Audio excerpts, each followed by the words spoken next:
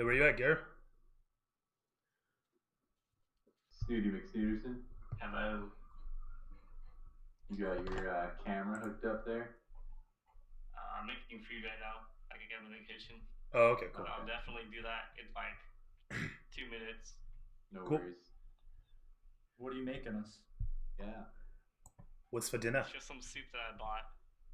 Oh, I'm nice. just reheating it. I love soup. Some pho.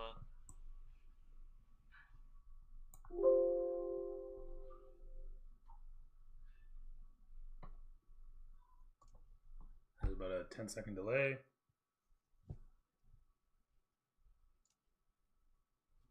6-7 seconds maybe. And the audio sounds pretty good actually. That's very good, yeah.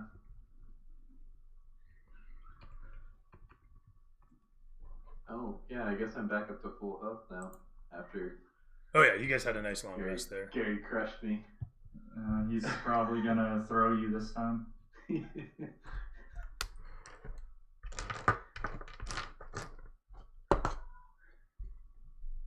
My question is, what will happen if I have Gary go under some sort of mechanical or electrical, or I don't even know what the hell his brain would be made up of, but if I had him go under some circuit work, would I roll it to see which way you go, or would we just let you decide? I don't know. Should we do it like wild magic, wild brain results? I don't know how that would work. I think you gotta let the dice decide. I think that'd Oh, be the yeah. best way. I think you always have to trust the I don't, dice. because I don't think he could decide for himself, right? It'd kind of be a gamble. He only chooses chaos. Yeah, at the moment. But I mean, if his brain just suddenly fritzes out and he reprograms, well, then he's going to choose something else. Who knows? I wish I could He's get a these all wild in. card. Food's done. Nice. I should do something. I wish I could get this in alphabetical order. It's a pain in the ass. All right, testing music.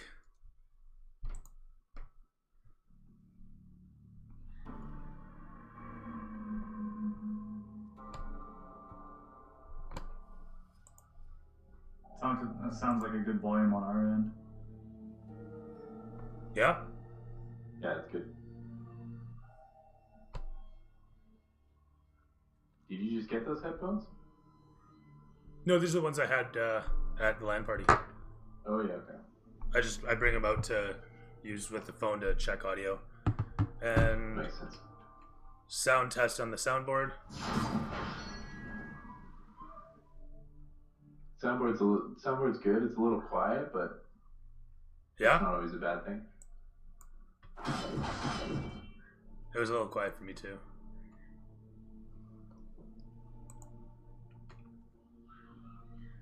Turn this up a bit. You guys will be a little louder that way.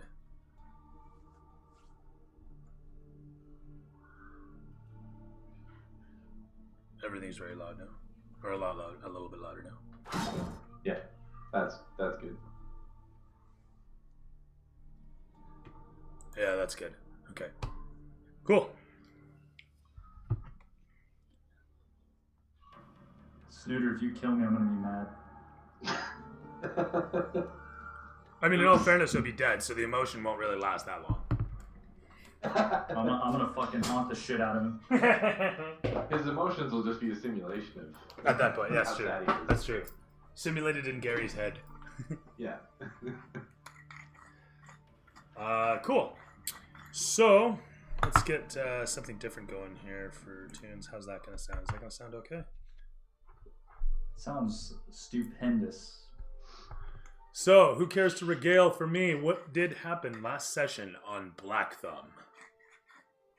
We had a completely passive run while picking up our 6x6 race car. Passive. Yeah, we got a sponsorship deal, and they're supposed to soup up our platform for us in exchange for displaying their logo. You got your first sponsorship. We managed to not kill anyone despite it getting a little close in moments there. That's right. It's And the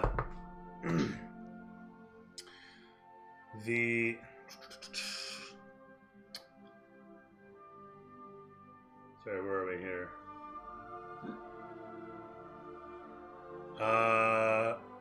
What the fuck? Who? Where did I write that down? Shit. Skyrim music, I love it. Now, what the devil did I do with my notes there? Okay, I feel retarded.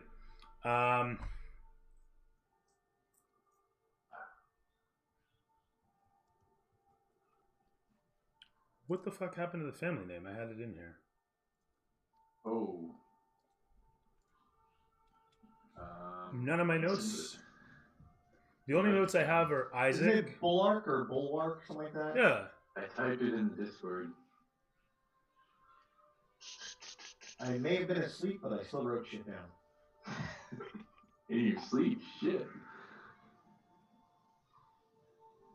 I do apologize seriously to everybody for. Oh yeah, It's okay. We had a It was pretty hilarious. Oh, I went back and watched. You guys are actually very generous with me, so I appreciate it. It could have gotten much worse. Well, we couldn't draw anything on your face from here. Well, I mean, figured Zoom there's a kind way of to do supports it it. on Zoom or something. Yeah, I was gonna say Zoom sort of supports that, but yeah, That is true. I forgot about that shit. That was it good. could have been drawing dicks all over. The best was my surprise look at the end, trying to act like I was re-engaged. Like, what? Yeah. We're completely out.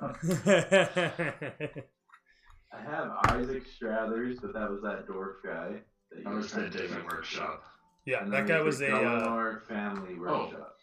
Bulwarks. yeah. So, just for the record, the spelling on that is Bulwark, Bulwark. And bear with me as I get this going here. I'm a pain in the ass. Forgot to pick up weed today, so riding on roaches. Riding on leftovers. Oh my god. Beat Saber has left my hands in a state. Jesus. I watched you play a little bit of that. I don't know how the hell you do it. Fucking, I managed to So get. much. I felt pretty good. I managed to get, what is it, an A on an Expert Plus. I was like, yeah, fucking A. I feel like a young man. Ow, my hands. It looks really fun, though. Dude, it is. And frankly, I'd love to get everybody over to try it out. I won't play it, though, when everybody else is, because I sweat like a motherfucker. It's fucking insane. I'm just a snow cone in Phoenix when I'm mounted in that thing. Yeah, that's the problem with sharing VR. It's nice for the first person and just disgusting for everyone else. Dude, it's when I have people over, I literally have like an alcohol spray and wet wipes, and I just fucking spray it on the wet wipe, and it's here you go. Like, it's wet, yes, but it's not disgusting wet. It's a clean wet. But yeah, no, you can't fucking. And like, it's so bad. Like, I sweat so hard, I sweat through my hands, and I'm like losing the remotes. I had to go and get fucking gloves. So pathetic. Beat Saber gloves. Felt like such an idiot. That's so funny. You should get like the old school like head sweatband and the wristbands. I was legit looking for a tracksuit, but I couldn't fucking find one. I want to get a tracksuit and a pack of cigarettes to go with it. Fucking A. The vodka, cigarettes, and a tracksuit. Well, we play Beat Saber today. And then we go affect the voting. I don't know if anybody got that, but that's alright. That's funny. Pretty soon your hand's gonna start looking like that guy, the butler from Scary Movie. What's up, Wyatt? Who is this Wyatt Shipman? Take my strong hand.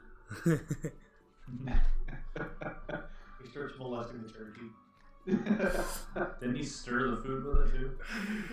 Like the potatoes. Fucking disgusting. So gnarly. Alright. So, yes, indeed. Last session, you guys established a sponsorship on behalf of Hamid Pasha. and this was with the Bulwark family. The Bulwarks are going to be repairing the. Thank you for the sub, Sean. Means a lot, man. Don't forget to like and leave a comment down below. I don't know what the hell just happened. All I did was write, and away we go. Oh, really? You didn't do that on purpose? Dude, I like literally. This is my first time using Big any simple. platforms. Really? Yeah, I don't know how the fuck Twitch works. I don't know. Oh, was it your like second month or something? Like, was it a? Are you auto renewing? Is that what's happening? I don't know. I guess I am. Congrats. Right on, gentlemen. You just made the stream $1. I'll have you know, in the entire course of my stream, I think this stream has made about negative $778 or something like that, according to calculation. I'm slowly getting out of the hole. That's right. Hey, I mean. And don't spend that dollar in one place. Oh yeah. Okay. Here we go. Oh man. You're welcome. Cheers. It's actually $2.50 each. I don't know, maybe. What is it? I get one guy. He'd come in and while school was doing hot lunches, they'd be paying through PayPal, and I just pay for this kid's hot lunches through the PayPal. So Twitch was actually paying for the kids' hot lunches. So there was that, which was cool actually. Oh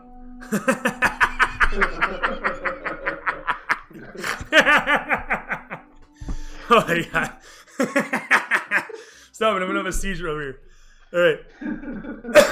They're really a fucking hype train. Yeah, right?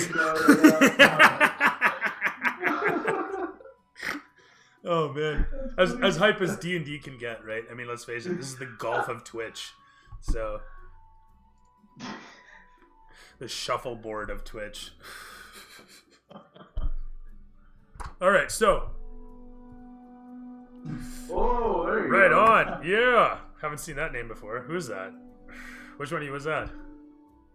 Oh, was that legitimately some other guy? Oh my god, what's going on? Yeah! 5 subscribers! Hooah! Most I've ever had! Ever. Like, ever. It's funny. Yes, that's right. Watch out, Mercer! We're coming for you. Next stop, fame and fortune. Hey, you guys are slacking. You guys are donating another 5. Get that train going. I think I'm at this is great. I'm at negative 765. Negative 763. Yeah, this stream's paying for itself. Woo! Oh my god. All right, as we were, sorry. Last session, you guys acquired a sponsorship through peaceful means. You acquired not only a rectified platform for the power plant, but a sponsorship that would see to it that your platform was tip top. And so with that, you returned to Hamid Pasha, your Khan, who said what? But good job, and paid you out a handsome sum for a job well done. At which point, you guys enjoyed yourselves some R&R whilst awaiting the delivery of said platform. Fuck no, there's no such thing as R&R when there's a race to be joined. And so as you guys come back and figure out, and Hamid Pasha is busily figuring out what this new sponsorship means for him, the Vizier states that next objective still remains, and that is to find a pilot, a capable individual, and perhaps a performance artisan, someone who can assist in seeing the engine, the power plant, thoroughly made as efficient as possible, as well as other possible things like finding various supplies, experts that can assist with the change game name to D&D. Oh shit, am I still on? Damn it, I'm still on thing. Beat Saber. It's terrible. All these people coming to watch Beat Saber. I know, right? So much disappointment. I'm so sorry, everybody. Nothing like Beat Saber. That's the new game mode, dude. It's a very slow mode. Explain that.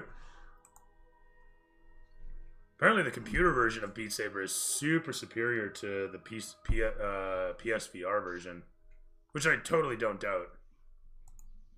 Probably. Dungeons and Dragons, there we go. As opposed to Dungeons or Dragons, I don't know if that's a thing. Rick, out of all the gifted subs you gave, Snoo didn't get one. Oh, wow. Feels bad. He subbed like 9 months to my Twitch channel, and like it was never by his doing. It was all someone else. That's funny. Thank you for your patronage. It's a talent. The talent's not waiting, bro. Easy. There we go. Fixed all those titles. Thank you for the heads up, guys. No Oh, worries. we got a follower. Oh, Ader, what's up? Oh yeah. Thanks, Alex. Good of you to follow, buddy. So as we were, sorry, as I said, Hamid Pasha is busily recoiling and figuring out what this means. Do we have an alliance with the Bulwarks now? He asks his vizier as they walk off, leaving you guys to your own devices for the most part, as you seek out a little bit of R&R at the end of your day. You have basically the evening to yourself before the next day. Hamid Pasha and the vizier leaving. The vizier stops and says something to a nearby page, and then looks back at you and says, "Boys, we will see you here tomorrow. We will have a job for you bright early. Yeah." And he turns around, puts his hands within his sleeves, and walks off after Hamid Pasha, who's still walking away and regaling him to himself about all this fantasticness that has occurred. What is it that Barium does to fill his evening?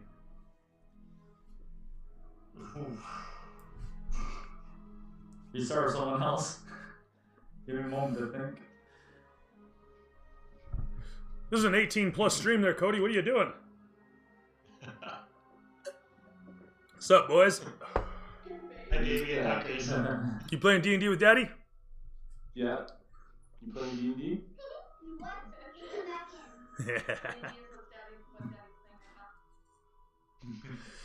Sorry, so Barium, what is your Dragonborn engineer doing?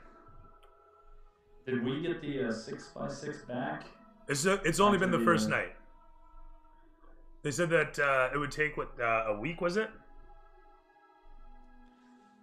A couple days, something like that? Hell, is there anything we had to like prepare for, or? Well, there was- like a big. There was other objectives that you guys could go after. There was other things that came up. But it is open-ended at this point. It's really just a matter of what kind of initiative do you have? What do you figure you need? Or maybe you want to go figure out what you need. Fucking flies in here. Well, probably. I would most likely be, checking out my tools, making sure I have everything I could possibly need. As far as like fixing up, repair, for the future, for the race. Because I don't want to go, missing a tool that I need, or a part or something. That's fair enough. So we'll say that you spend the night going over your tools, getting yourself figured, and imagining or perhaps even fashioning kits for holding your stuff within the platform. Yes, sir. All right, that sounds good. Trying to think. Why don't you go ahead and throw me intelligence and your proficiency? Make sure to follow Vegan Mega Thrust. Vegan Mega Thrust! Right on. Go ahead and throw me a little bit of intelligence and proficiency as you draw up plans based on your memory. Oof. Rolled B. You rolled It's a not 20? nat 20, but it's a 20 plus the 2 proficiency. Well, isn't a B a nat 20? Well, it's an 18 plus the 2 in intelligence, and then plus 2 proficiency, right? Okay, cool. That's 22 then. Yeah. That's terrific stuff. All right. So great roll. Having seen enough of the platform to envision what you need, the first thing you set upon is chopping up metals as you fashion yourself a bunch of frames. And afterwards, you start sorting out tools that you figure you're going to need to maintain the power plant and machine while on the road. And that's Barium. During the course of your work, a pair of the laborers come through, and you end up getting some assistance out of the deal. So you end up actually fabricating a pretty capable framing that you figure you'll be able to bolt right into the machine. when the platform arrives. Lex, what do you end up doing with your evening? My Goliath friend.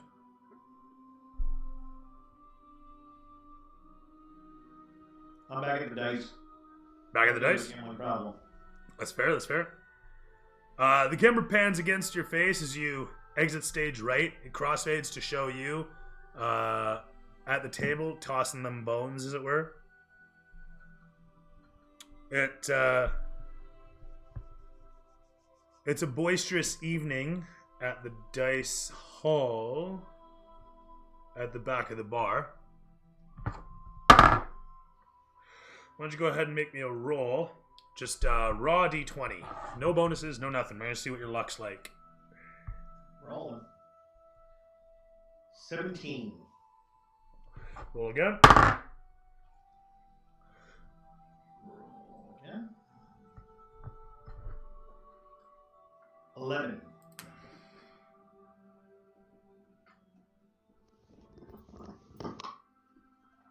And one more time. Oh, that one did it. 8.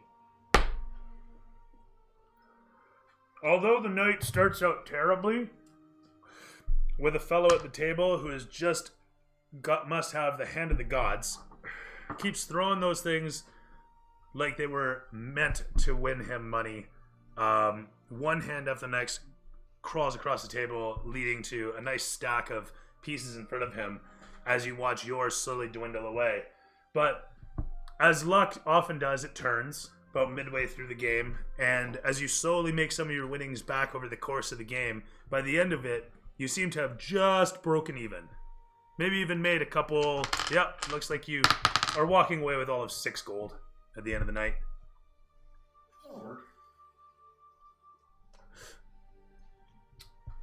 With that said, Gary, what do you do with your evening? Tell me of your adventures, Mr. Roboto. When I'm being able to kill anybody, my blood loss is kind of really high. So I kind of just walk around waiting for people to talk to me, so I can try to kill them.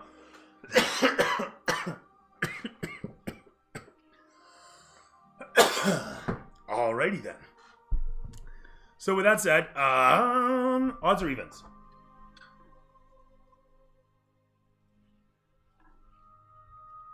I got him even. Oh, you got even? Alright, fair enough. It was more a matter of you call it and I roll it. Alright, well, it's even. Alright.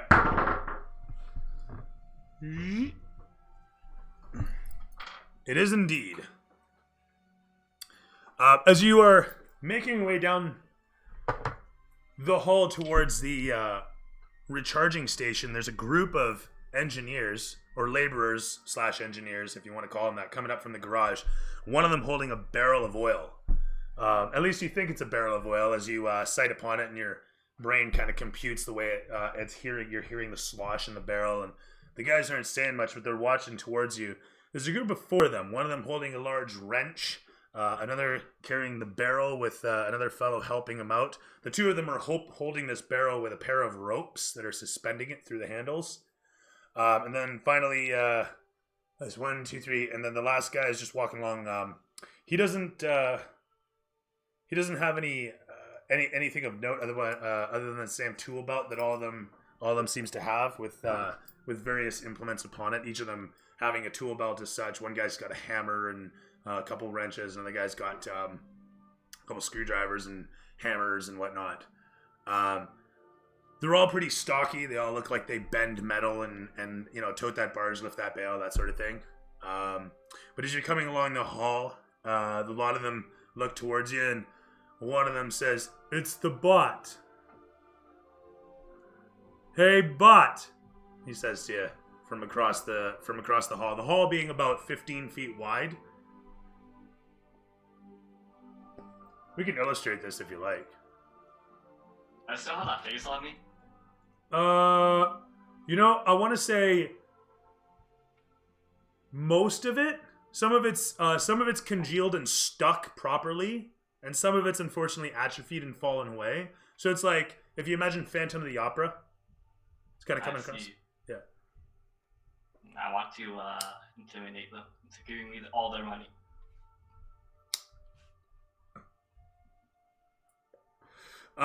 Okay. Throw me intimidation. Got 14.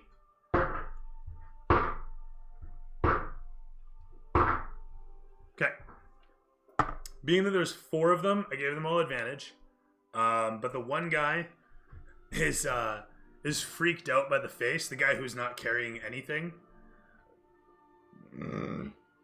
He looks to his cohorts, and a lot of them don't pay you any mind. They actually say, "Ignore the bot. He is not doing anything. If he does anything, we take it apart, we fix it. He's not going to do anything." And the 2 of them who are still carrying the barrels just continue carrying the barrels. The one holding the wrench is the one saying, "We take him apart." And finally, the guy who's freaked out, he's kind of like, he's just staring at you. Hang on a sec. Hello?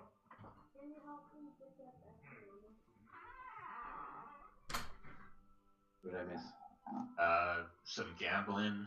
Oh fuck! I was missing gambling. We're going through what we're doing on the night after we get back. Barry, what are you doing with that hammer, buddy? Building But Oh, that's a weapon. nice hammer. It's a breaching hammer, dude. It's got this spike on the back. What did you get that, bro? It's actually like kind of cool. And it's got spikes on the hammer part. That's a good But it's really hard to see with the background. So as I was saying, the one guy's freaked out as you're standing across from the hall, standing at a slight off angle, but straight across. As the 2 guys are passing between you, the one guy with the wrench is stopped there and staring at you next to the freaked out guy. And the guy with the wrench is kind of giving the freaked out guy like nudges in the shoulder, saying, "Come on, let's go. Keep walking," he says to him, trying to intimidate him into doing it, but the guy won't move. He just keeps staring at the face on your face. The guy with the wrench finally looks over towards you and then looks at the guy. "Hey, this just bought. Hey, look." And he walks over towards you, the guy with the wrench. The 2 guys with the barrel are stopped about 10 feet down the hall, waiting for the other 2 now. As this happens, the guy walks over towards you. He's got the wrench still in hand, and he just kind of pushes against your chest, giving you a heave-ho backwards. His machine.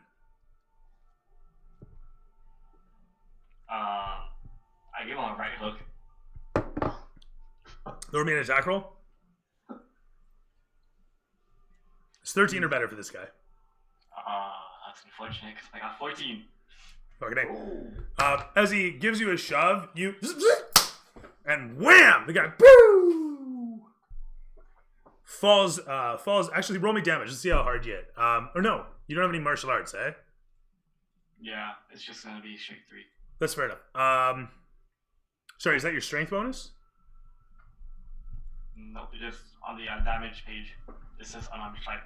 Okay, yeah, fair enough. Yeah, no, I got you. Okay, so it's 1 + 2 for your strength bonus, and then so that gives him 3 damage. The guy does recoil off to the side as a tooth pop goes flying across and clanks onto the pavings.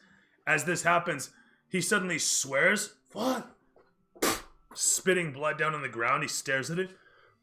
"This bot!" And he takes a swing with a massive wrench towards you. With a 10+ bonus coming to 13 against your AC, does he hit?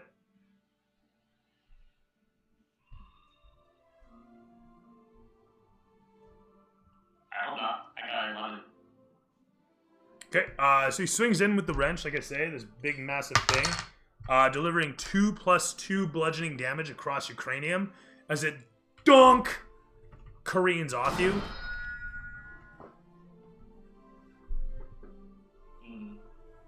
He levels the wrench. He levels the wrench off at you as he looks over past you towards the 2 guys with the barrels, with the barrel ropes in their hand, who aren't really moving. They're just kind of bored at the scene, looking back towards you and him. The one pipes up, Hey, come on. We go now. Have to refuel machines. Otherwise, Hamid Pasha. As the camera pans against you guys, the one guy bleeding from his lip and holding out the wrench towards you, and he looks over towards his companion, who's just fucking freaked out at the scene, staring at both of you. He slowly starts to, the guy who's freaked out slowly starts to like sidle off to the one side, trying to eke past the scene. As the guy with the wrench starts to lower it and starts to walk past you. Well, I gotta let him go to his death. That is. I pull out my sword and I stab him in the back. Okay. Throw me an attack roll.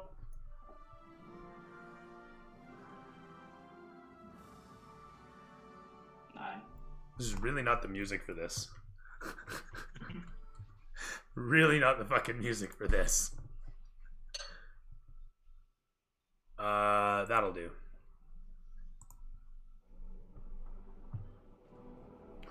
As you whip it out and take a wild swing in towards him, he hears the sword being drawn, and as it dances towards him, he jumps out of the way of it, swatting his wrench out towards your sword, not connecting, but demonstrating some skill somehow, some way, as he jumps away.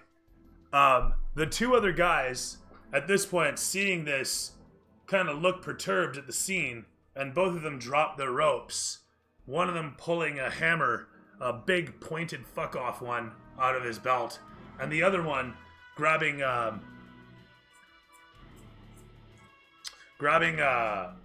hammer out of his belt as well. I can't think of any other large tools that they'd have on them. But anyhow, the two of them converge upon you as the one with the wrench says, "I think we need to take the bot apart, boys."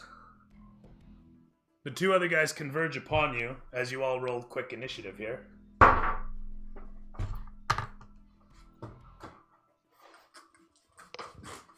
16.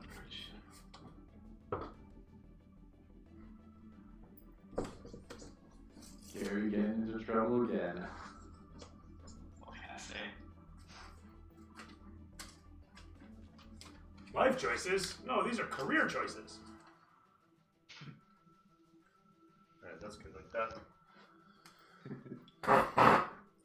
Sorry, Gary, you got an 11, you said? I said 16. A 16? Very good. General Assault and Response Yeomanry gets himself a 16. First guy's got an 11 plus 2 for 13. Next guy's got a 17 plus 2 for 19. We'll call that Wrench. Call this one Hammer 1. 10 plus 2 for 12 for Hammer 2. And finally, Freaked Out Dude at a 14. Scared Cat. Scaredy? Scaredy. I don't know how you spell Scaredy. Anyway.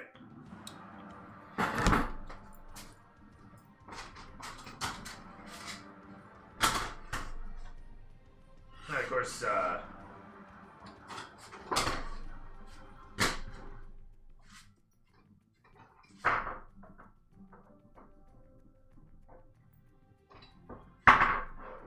read us the bits.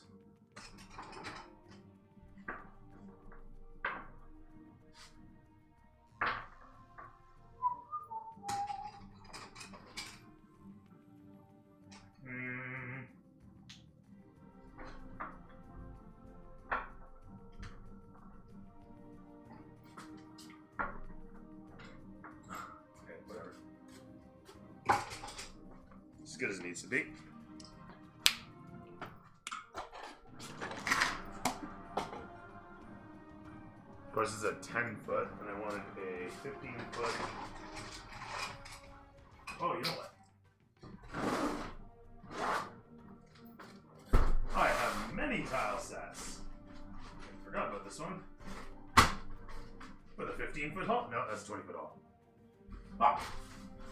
This whole hallway was 20 feet the whole jack. Excuse me. Not the fucking way. There we go. Hey, hallway. You are here. Oh, I believe in you. Sort of. Oh my god, that camera's so terrible. I never did the color on these, I just realized. So these are all ugly as fuck. Anyway, Buddy the Wrench. I need all these guys. Actually, I need my workers. These guys are like faceless, nameless, right? So any old mini will do. That one needs a fucking paint job.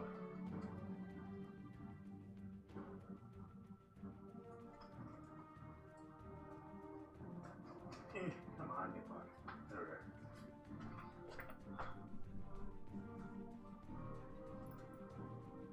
So that was an attack of opportunity you took on Buddy when he walked out of range of you. So he's right there. These guys. Slash walked out of range. Yeah, I counted that as an attack of opportunity as he walked away from you, and you were like, I'm gonna stab him in the back. So that was what that was, and of course he had a third. Still in attack range? No, not anymore. You'll have to move in on him. But with that said, barrel. Where the fuck are you? Barrel, there. Huzzah.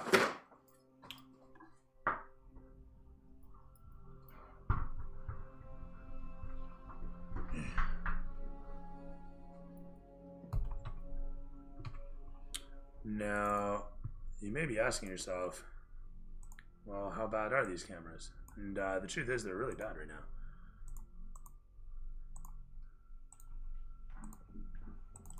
Especially these upper ones. Which, there, that's one.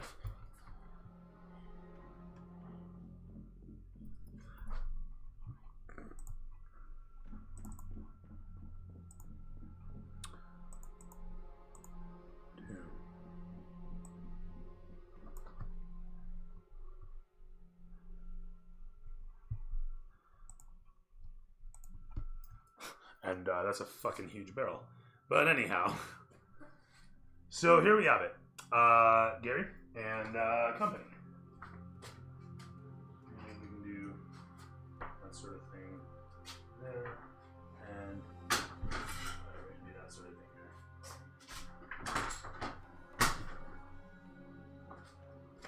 Cool.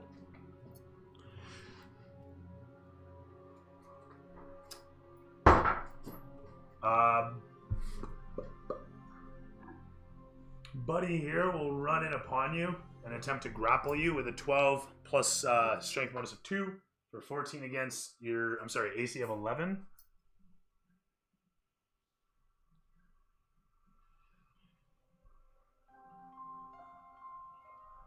AC of 11?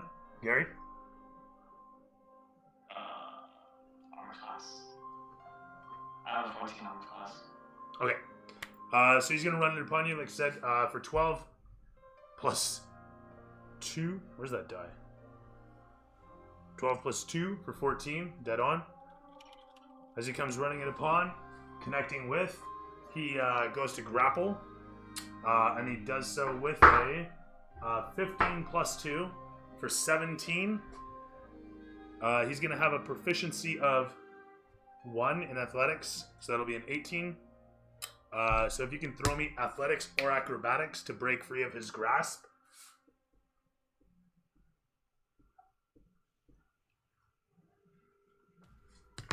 I got 19.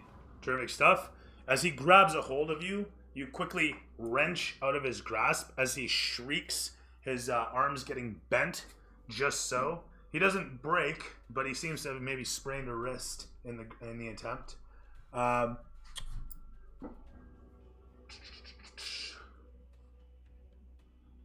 Oh, sorry, it was supposed to be Wrench that moved, not this guy. So Wrench moves in to try and grab you. Can I counterattack? You absolutely may take your turn now. It is literally your turn. Okay. So, I'm just gonna try to get a straight, I'm trying to kill this guy with my mom's food. And I got a hit of 7. Man, your dude's rolling shit. I'm sorry. As you swing wildly towards him, your ocular sensors and motor skills doing their best to try to sync up. Something in your brain must have popped when you had your emotional overload, because you're obviously not at full systems yet. As you continue to calibrate, you hope, as best a robot can hope, that on your next go around, you calibrate it. You get yourself calibrated in time for your next swing. Man, it's difficult coming up with this sort of stuff. This is totally different from the usual descriptions that I have canned in the back of my head. So it's a good challenge. Do you only have the one attack? You only have the one attack. And then from Gary, unless you want to do an offhand. I don't know if you have an offhand weapon. Not sure.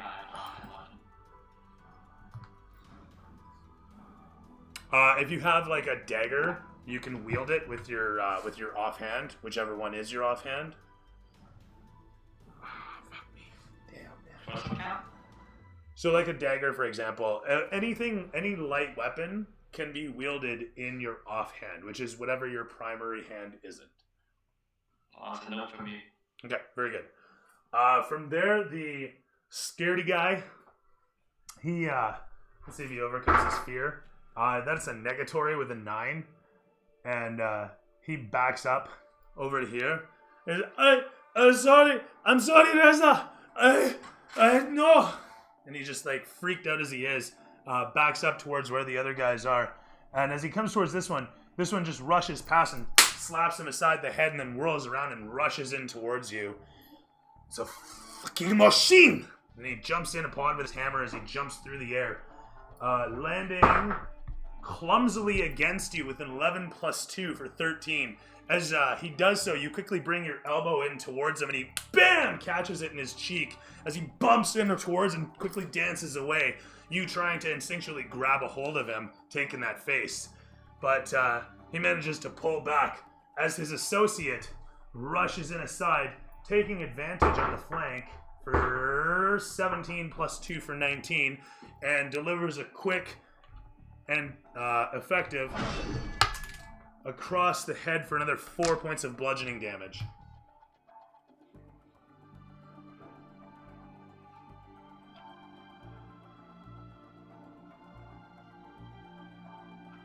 That's great. My goal is to get to 5 hit points before the end of this battle. Okay.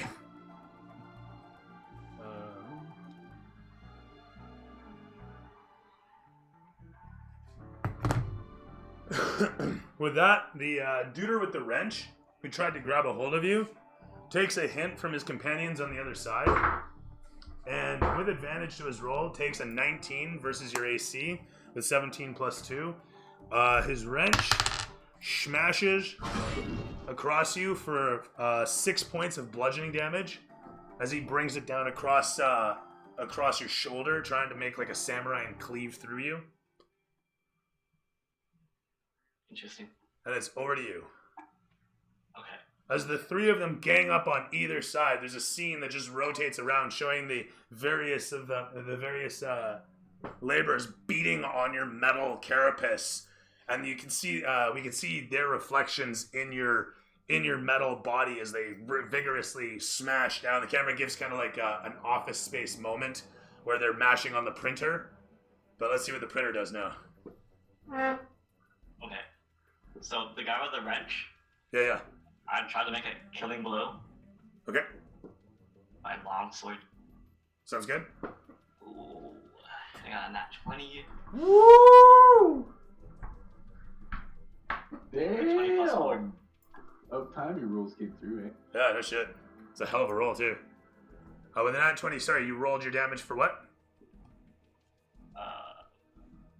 This was your longsword. So it's 2d8 plus your What's it mean strength. when I get 2 dices? Yeah, that's what happens when you have a nat 20. Oh, okay. I got a 9 then. Right on. You step in, stabbing up and through him. The blade spurts out through where his spine should be.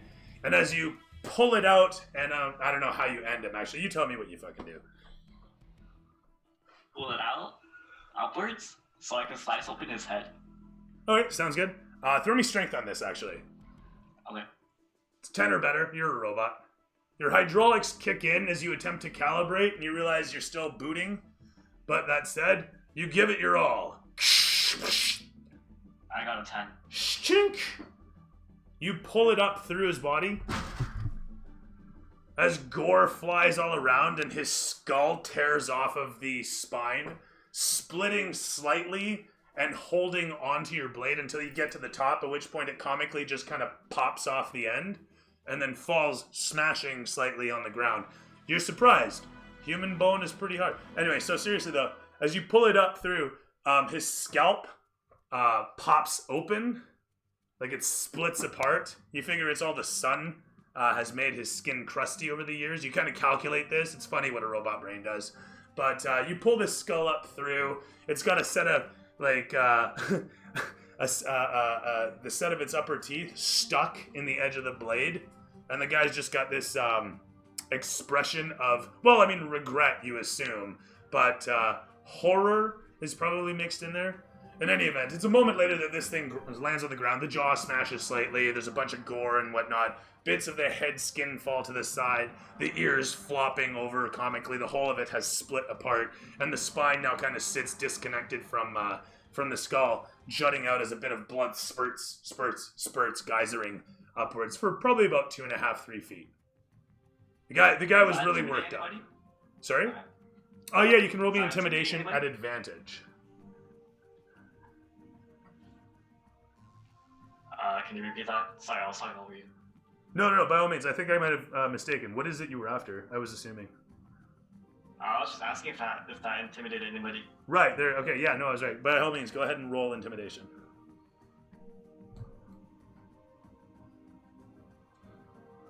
Bro.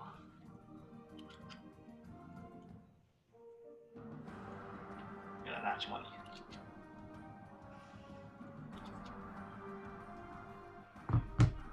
You got a 20? Yeah, Got another 20. A nat or a math 20? it's a nat. Take Another- one of these guys. Okay.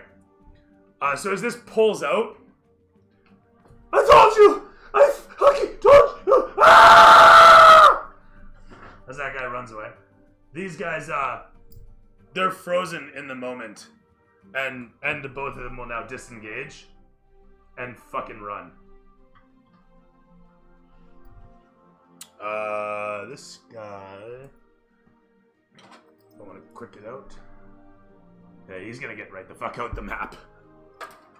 He hits the loading zone and disappears. The other two guys just run away. The one guy stops and looks back, looking at his companion, and then the barrel of oil as he leaves the room, as his companion continues to run away out the hall. The camera pans back towards you as Wrench is now dead. I'm taking that wrench, by the way. That sounds good. And half his face. Because I split it open. No, there's nothing left of his face. There's his forehead and a bit of his eyebrows. The rest, like, you up through him. I see. I'll just take the wrench then. Sounds good. The wrench is actually about 4 feet long. 4 feet? 3 feet. It's about 3 feet long. 3 feet? 3 feet. Yeah, it's huge. It's a big fucking. It's meant for wrenching bolts on large scale platforms, large scale vehicles.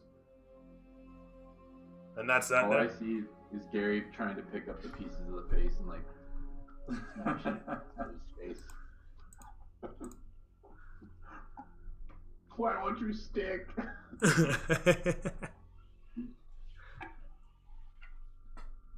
see what this is like. Spotify's making recommendations. I'm curious. Leave the scene after that. So, yeah, you pick up the wrench, and I'm assuming just exit stage left. Mm-hmm. Okay, I just leave. sounds good. Where do you go? Do you just head off down to the workshop where you were originally headed to rest?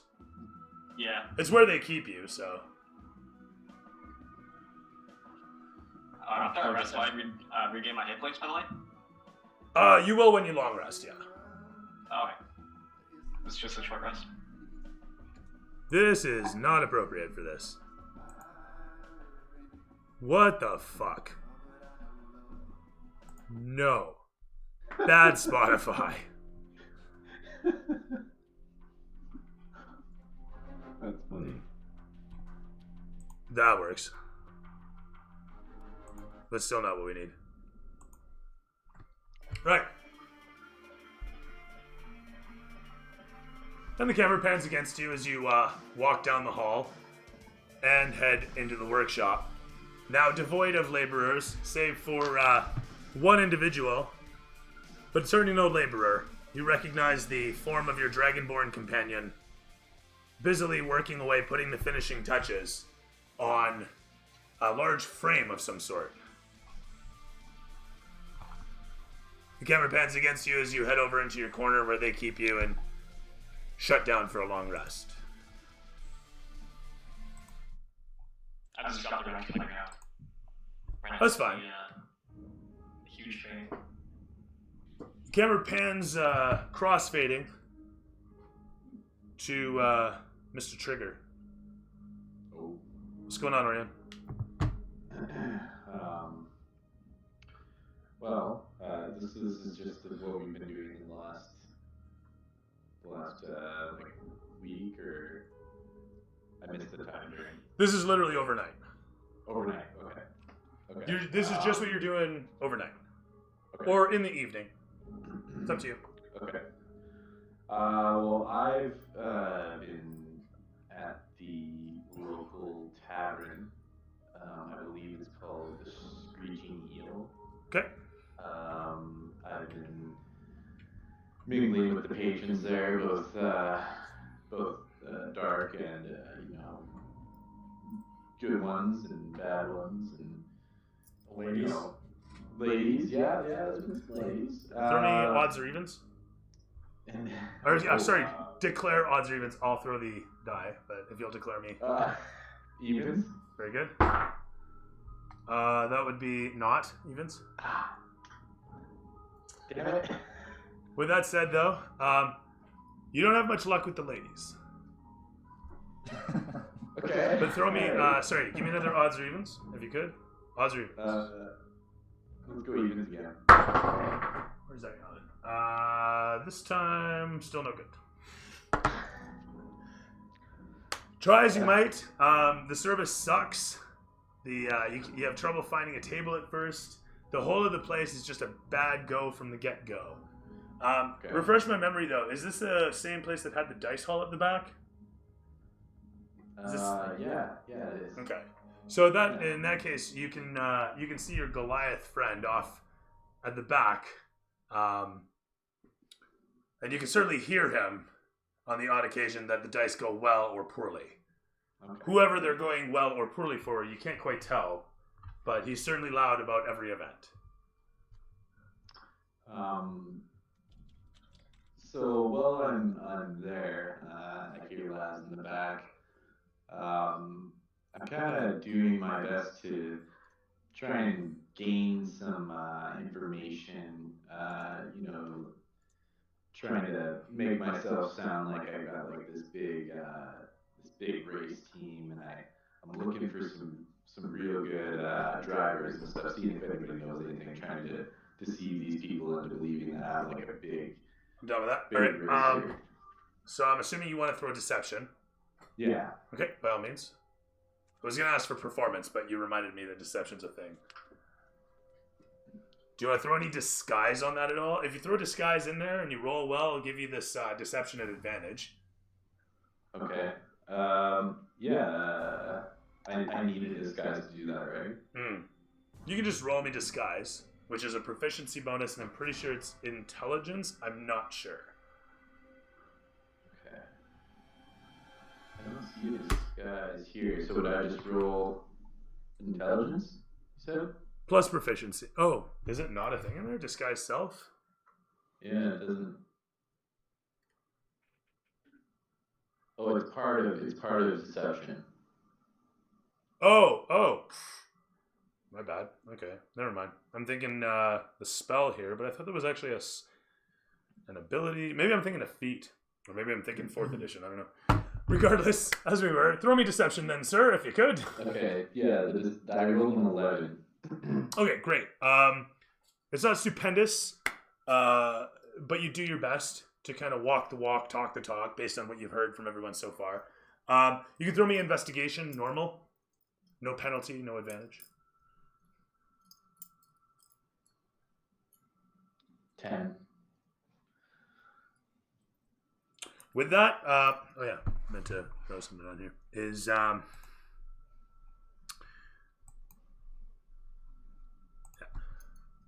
you take the time with a few individuals at the bar, being that you can't seem to get yourself a table. It seems they already noticed you have trouble finding any respect in this establishment, so it's hard to actually start a conversation with anybody. But eventually, you manage to hear a few things there and here. There's a chemist coming through town, apparently, that has a penchant for racing fuels for Mechanai engines. But what's more is he has an assistant who is learning Mechanai from him, but is allegedly a Gondian expert. Okay.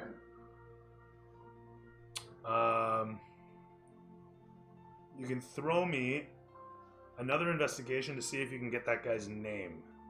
Or if you want to throw a different something, be it intimidation, performance, maybe you want to try and persuade him by, spending a couple coin or something like that. Get creative, by all means.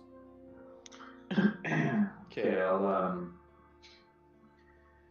gonna pretend to be I'm gonna pretend to be like a fangirling over this guy almost, like oh my gosh.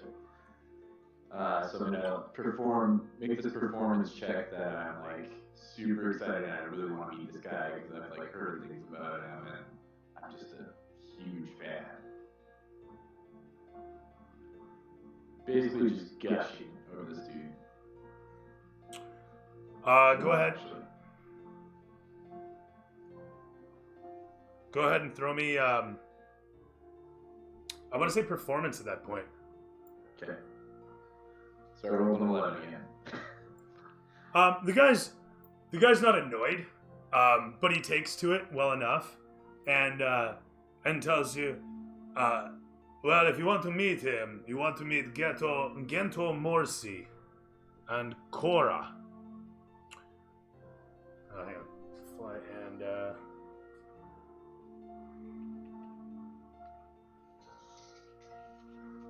and Cora Gionsolo. They'll be at town market in the mornings. They are seeking out special mixtures in a sort of rare exotic thing that may be a trade in the market. They only stay a short while. I see them now every now and then. The guy fights to come up with the words in common.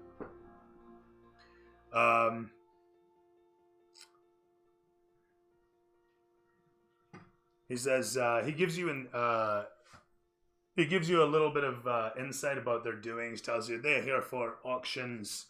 They will want to have livestock purchase. They do this to acquire. He explains a little bit about how they use biological organisms, and somehow like cows, other beasts, they use the parts of the fluids, and I don't know, but they make a magical thing happen. They make things fly or go fast. The races, I love the races. And that's more or less the best you get out of the evening. Unfortunately, not too much going on with the opposite sex in this place this evening. Other than the skankiest and dirtiest that the area has to offer, seems to be a slow night, all in all. Fair enough. Okay. Well, I'll take this information and I'll casually depart. I'll give Laz a wave. Hopefully he's doing alright. There. I said that you're into it and yelling a lot, but I'm not sure if that's accurate of Laz. So you tell me, Sean. Which part of the night am I up to? Am I still on the bad end of this roll? Or am I starting to make my comeback? You're making your comeback at this point as he's waving and leaving. Yeah, I mean I'm pretty much being given away, but I'm concentrating on winning my money back. Actually, can I go over there quickly and can I roll a sleight of hand to try and change his fortunes? Yes. Don't fail him.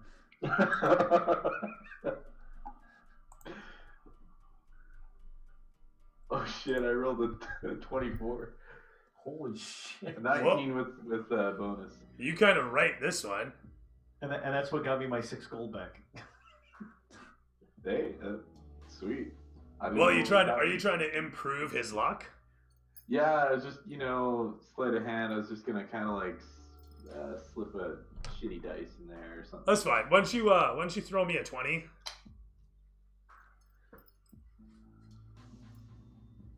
Like roll again, sleight of hand. You know what? I was gonna say throw me a pair of 20s. I'm just gonna replace. A pair of 20s. Yeah, I'm gonna replace the result he had with that one. Okay.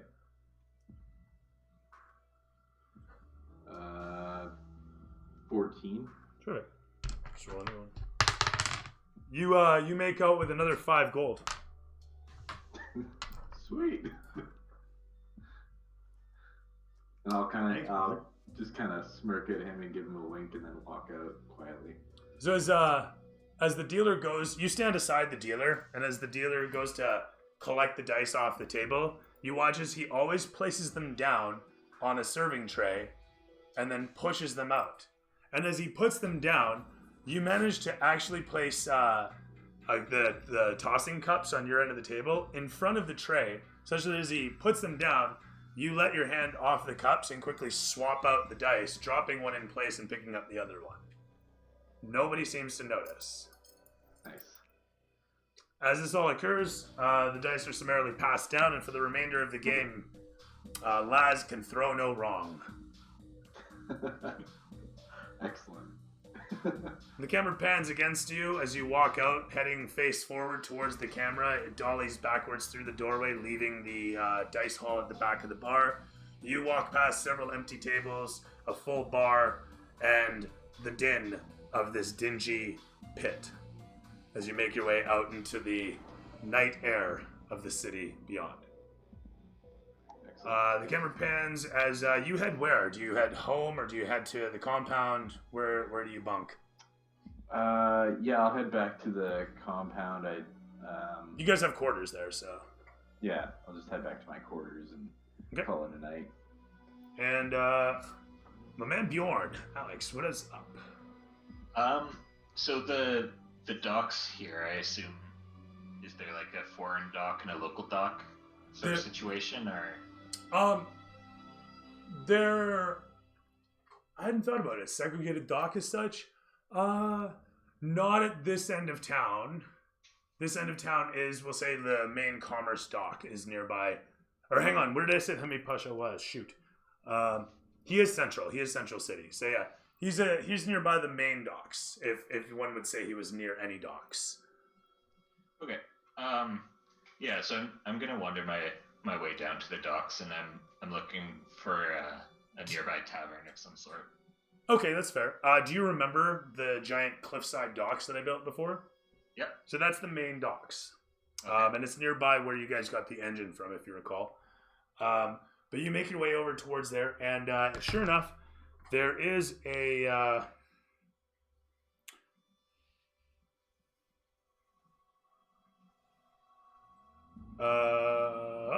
there is a bar down by the water that has the two ass ends of ships fashioned as patios, if you will, extending out from the main structure. And as you come towards it, you recognize the derelict, as it's called. And the sign placard swings back and forth. It's a picture of an upside down ship with no mast. As you guys Yeah, Cyberpunk 2077. Just the way you had it over your face, it looked like a pair of goggles. Like that dude in the trailer when you show up and he takes a hit of his thing and he's got the fucking the eyeballs. Anyway, whatever. Made me think of that. But as I was saying, you come in upon the bar known as the Derelict, and it's right on the docks. The promenade of which stretches across the lower end of the cliffs. You've come all the way down to the water's edge now, and entering in upon the place, the heavy oaken door swings to the side and reveals the interior, which is replete with what seems to be 3 distinct crews of shipmates gathered at various tables around the place. They seem to have like a bunch of tables grouped over here and a bunch of tables grouped over there and a bunch of tables grouped over there. They're all conducting their own games. One's playing dice, the other's playing cards. Those guys look like they're just talking and drinking. One's kind of spinning a coin over to another guy who's catching it. Those guys kind of at each table, a couple people glance over towards the door. Don't pay you too much mind as you walk in. Save for one, kind of lets his gaze linger a moment. He doesn't seem important per se amidst all the others. The barkeep, situated across the entirety of the chamber, looks over towards you and just watches you. Do any of them seem like Northlanders, or are they all local? There's a bit of a variety of people here. Most of them are assuredly Kalashite, but there are a couple whiter folk milling about. A couple folks who look like they just had a tan rather than a lifetime. I trying to think of how to phrase this that doesn't make me sound like a racist. I'm gonna go to the bar and buy some drinks and bring them over to the lighter table, and share a blessing or two and a beverage with the crew that looks like they might have heard of Valkyr. Okay.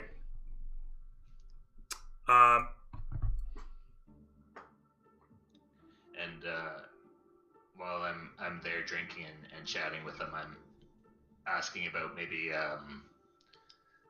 some reliable sailors that might be between crews, or maybe if they've met this Isaac Strathers man who could maybe help repair a ship. You walk in upon these fellows and they look up towards you as you come in with all the drinks. One of them says, "Hey, I think this one wants something." And the other says, "Who cares? I want something. Hey, give him a seat." They welcome you in and you introduce yourselves all around. They're a boisterous bunch. And sure enough, it seems that they have just arrived at port here, coming in from as a matter of fact, aboard a merchant vessel that has been moored for quite some time, as the ship ended up in a slight receivership because of old taxes, apparently. Old taxes and fines on the captain. So they haven't been able to leave for roughly 4 days now, and they're not sure how long they're going to be there.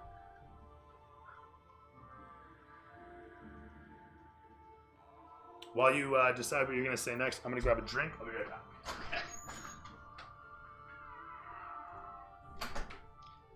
It's been a fun start. Yeah. Lots of stuff going on with everybody. I Need to pick up like that those. wrench. I like those starts where it's like, "What did you do last night?" or "What did you do during the night?" Yeah, Kind of cool. I agree. I need to pick up that wrench that Gary dropped. It's like a 4-foot fucking wrench. I killed somebody today, mommy. Laz still can't Killed figure two. out that you helped him. Laz, what? Said Laz still can't figure out that you helped him. Probably not. Probably just You said he was winking at him. You said he was just a big, bulky, lower IQ guy, right? Yeah, I mean, just kind of like the brute. I mean, I think The that, massive muscle. yeah, I don't know. It's a different from, I played a rogue last time, so it's a very different thing to just kind of sit back and wait for the opportunity to try and restrain Gary. That's your job. That seems to be about it. You're the Gary restrainer. Just make Like, sure he doesn't. one of these days, Gary's actually going to attack the right person, and I'm going to be able to help. Yeah, exactly. Instead of holding him back all the time. Yeah, please don't kill Orion. He's talking right now. I'm at half HP right now, though. You'll get a rest. This is like before we took our rest or whatever. I just leveled up to level 3 because Alex reminded me, and I got some pretty cool abilities. I forgot about those. Alright, sorry about that. I'm gonna ask them how the winds have been treating them. Has Valkyr been at their back? The one looks at you, Valkor, and the other fills in. Aye, Valkor. The winds, yeah, they've been good. The fellow looks at you and looks you up and down. You can see as he's talking, there's a chain dangling around his neck, hidden behind his jerkin, which leads you to realize that he's somewhat armored. Like, while the other guys are all dressed in their, just regular everyday clothes, tunic, breeches, belts, boots, the whole bit for running a ship. The one guy looks like he's security or something like that, bouncer or guardsman of some sort for some service. I'm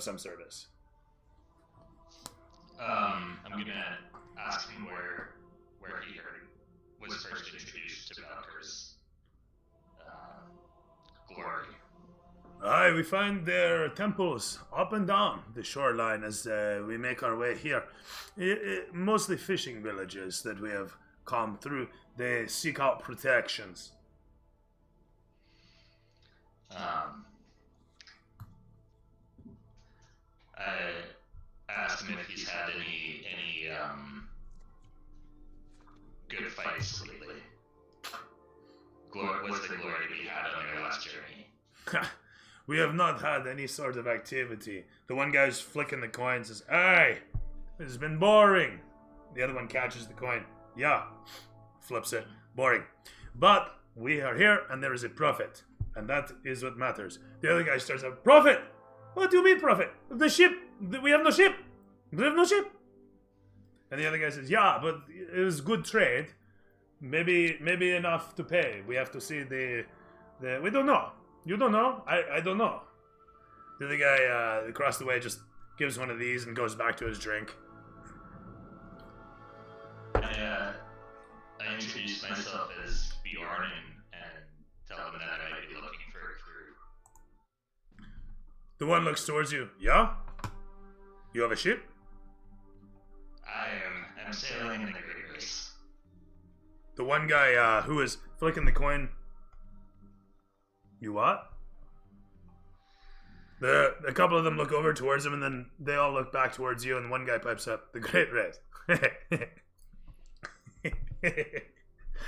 Yeah. Okay. What you sailing, huh? It's the 6-wheel land ship. It's not powered by wind, but I feel the storm in this engine we have for it. A couple of the guys around the table murmur amidst, and one of them says, "Are you serious?" Of course.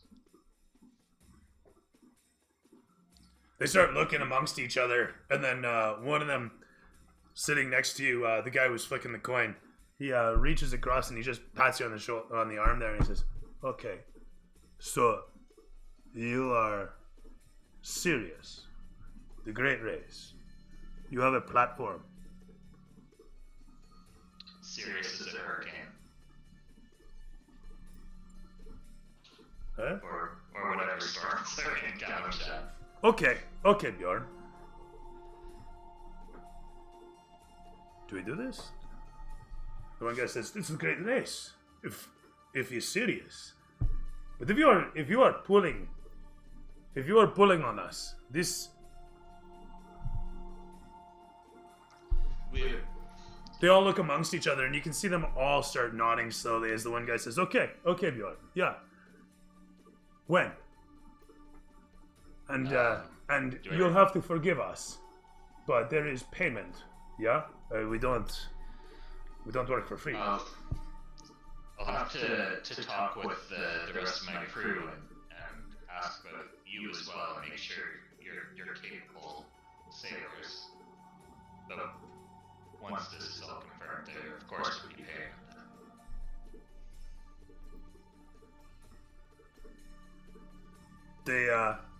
The bunch of them gives the nod. You need all of us? And you look around the table and you realize there's 9 guys here. I mean, this is a sailing ship crew. Not all, but the best. Ah, and they start murmuring amongst each other. Ah, you're just thinking it because you're not the best. Oh, and you're the best. You're the best, huh? I almost take the mast in the face because you are the best, huh? This is what you are, huh? The best? The other guy just gives him the finger. And the one who is flicking the coin just keeps staring at you. Okay, Bjorn.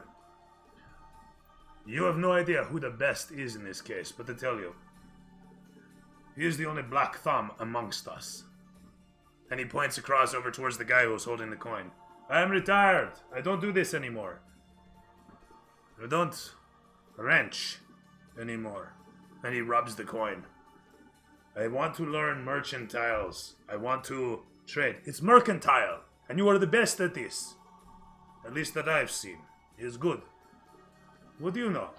You fixed that thing for the fishers at the last port.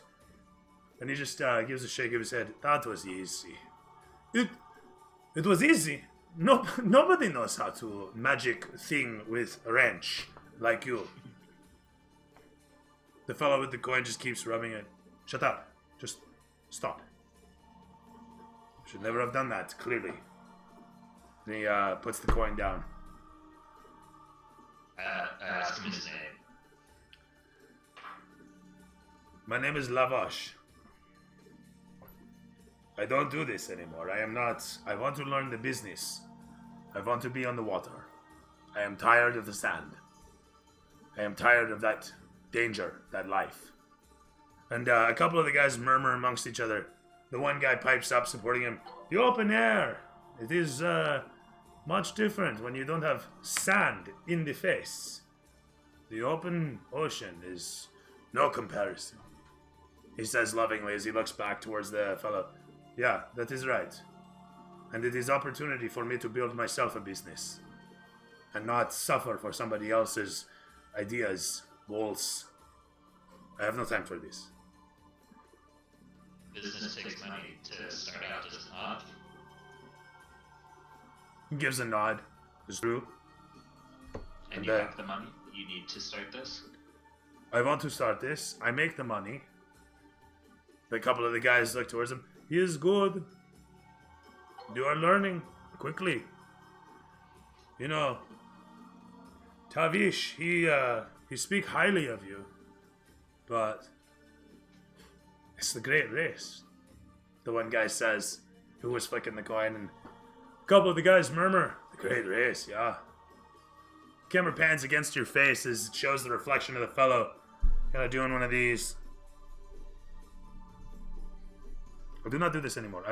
No.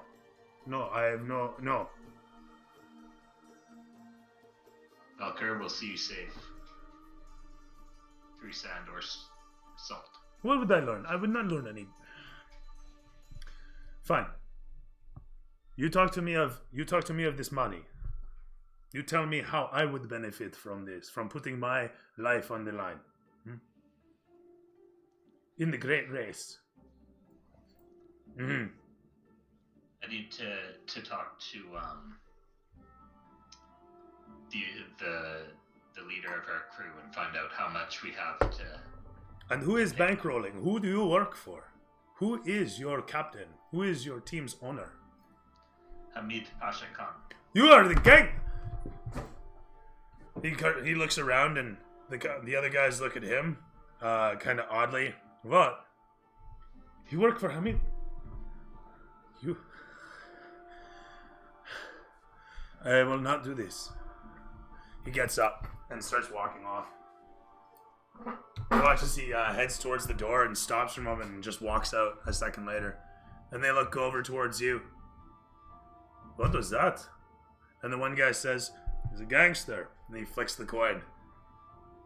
As the coin sails away and lands nearby you, it actually comes in towards you and just slowly spins around in a circle and then falls on its side. Hi, Mushka. Oh, my Gushka. Oh, I love you so much, Ka. Oh, Love you. love you too, Dad. Good night, baby girl. Better with that. I thank the rest of the table for their time and give them Valkyr's blessing and buy another round of drinks and see myself to the door. Okay. And try to catch up to.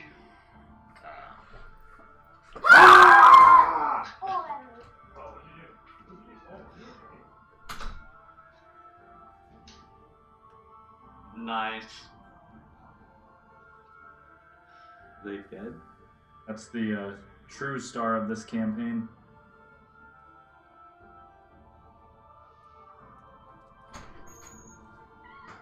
Sorry, my kid was trying to sneak up on me. No worries. And I try and catch up to Lavash. Okay. As you head out through the doorway and quickly look back and forth, you suddenly see him over there smoking a pipe on the edge of the bench. I approach him and let him know that. As you approach in, you are suddenly accosted by a whore who approaches and says, "Hello, honey," and she grabs you by the cock and gives you a rub up. "I like him holy, man, huh? You have coin, huh? Come on, daddy. You give me a little of this. Show me the light, baby." I've got other motives right now. I kind of push my way past her to try and catch Ugh, you're probably homosexual. As she wanders off, you see a tail wagging back and forth from underneath her dress that's flowing around. Her headdress hiding a pair of horns that subtly peek out from underneath it.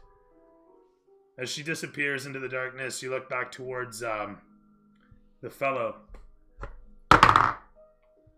Oh shit. That was a nat 20. Alright, so just for the record, Alex, that was a nat 20 I rolled. Sorry, in advance. Anyway, as you sit down next to the fellow, Lavash looks over towards you and exhales. "What? I told you I'm not doing this. You work for Pasha Khan of all people. Why is he in the Great Race?" If you know Pasha Khan, you know he can pay. I know that he may not pay.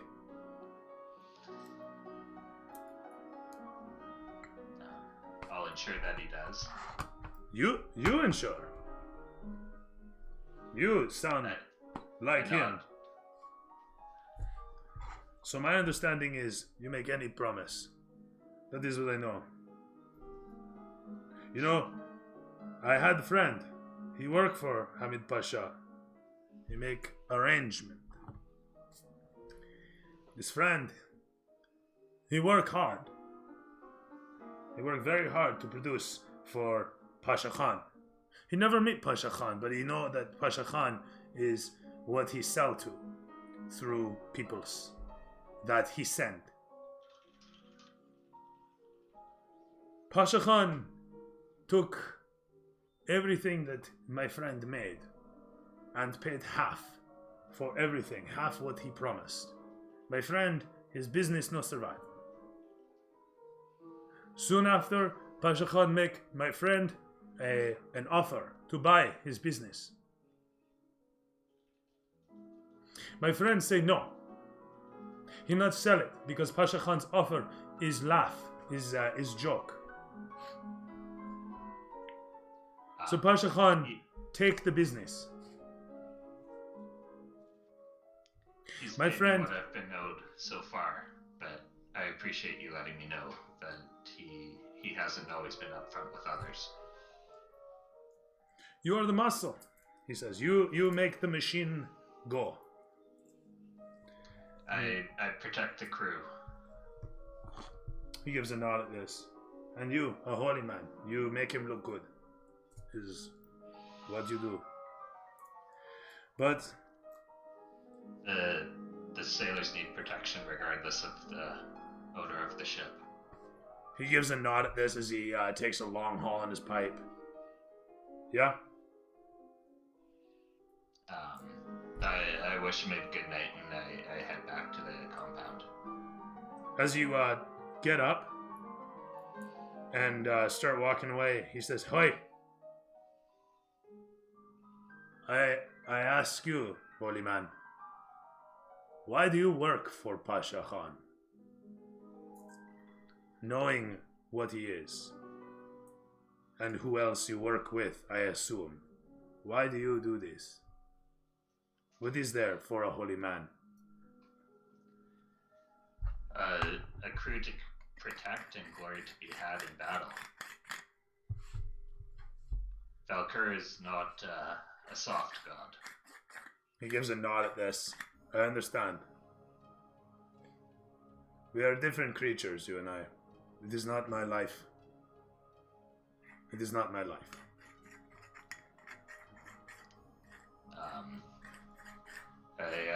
I say, may the winds be at your back and take my leave. Cool. The camera pans against his face, crossfading to show you walking away, and then crossfading from that. As I'm assuming you're heading back towards the compound. Yeah, I'm gonna call it a night there. Cool. You guys make your way towards and done. The next morning arrives. And as it do, a lot of you are one after the next awoken as Gary, you are also awoken by a pair of laborers who are placing you on a small, what's the word I'm looking for, a pallet.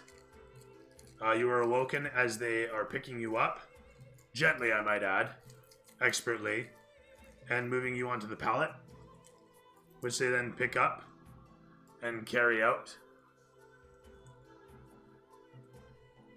Do you do anything, or do you just let them carry you as such? Can I look at them and try to see what allegiance they have? They clearly work. They're clearly working for Hamid Pasha. You recognize the jerkins and the expressions of abuse. Then I don't do anything. As you're summarily carried out, a lot of you waking up are shown montaging as you put your gear together. Give out the yawns, grab waffles if that's your thing, and assemble slowly in the compound area. Coming in upon where the vizier is conducting his affairs at his desk,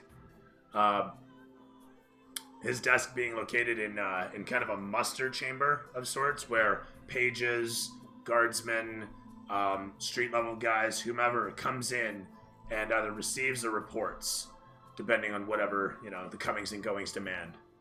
And so the vizier is situated there. He's filling out a couple parchments here as you guys stand around, having assembled, awaiting orders, as can be your days some days. Eventually, the lot of you arrive, and you guys, being there, watch as Gary is carried in on a pallet. The vizier looks up. "What are you doing? Put him down." I said, "Get him." What is this? They look at each other. "He is a machine," they say. At which point, the vizier looks at him. "He has legs. Look at this." G-A-R-Y.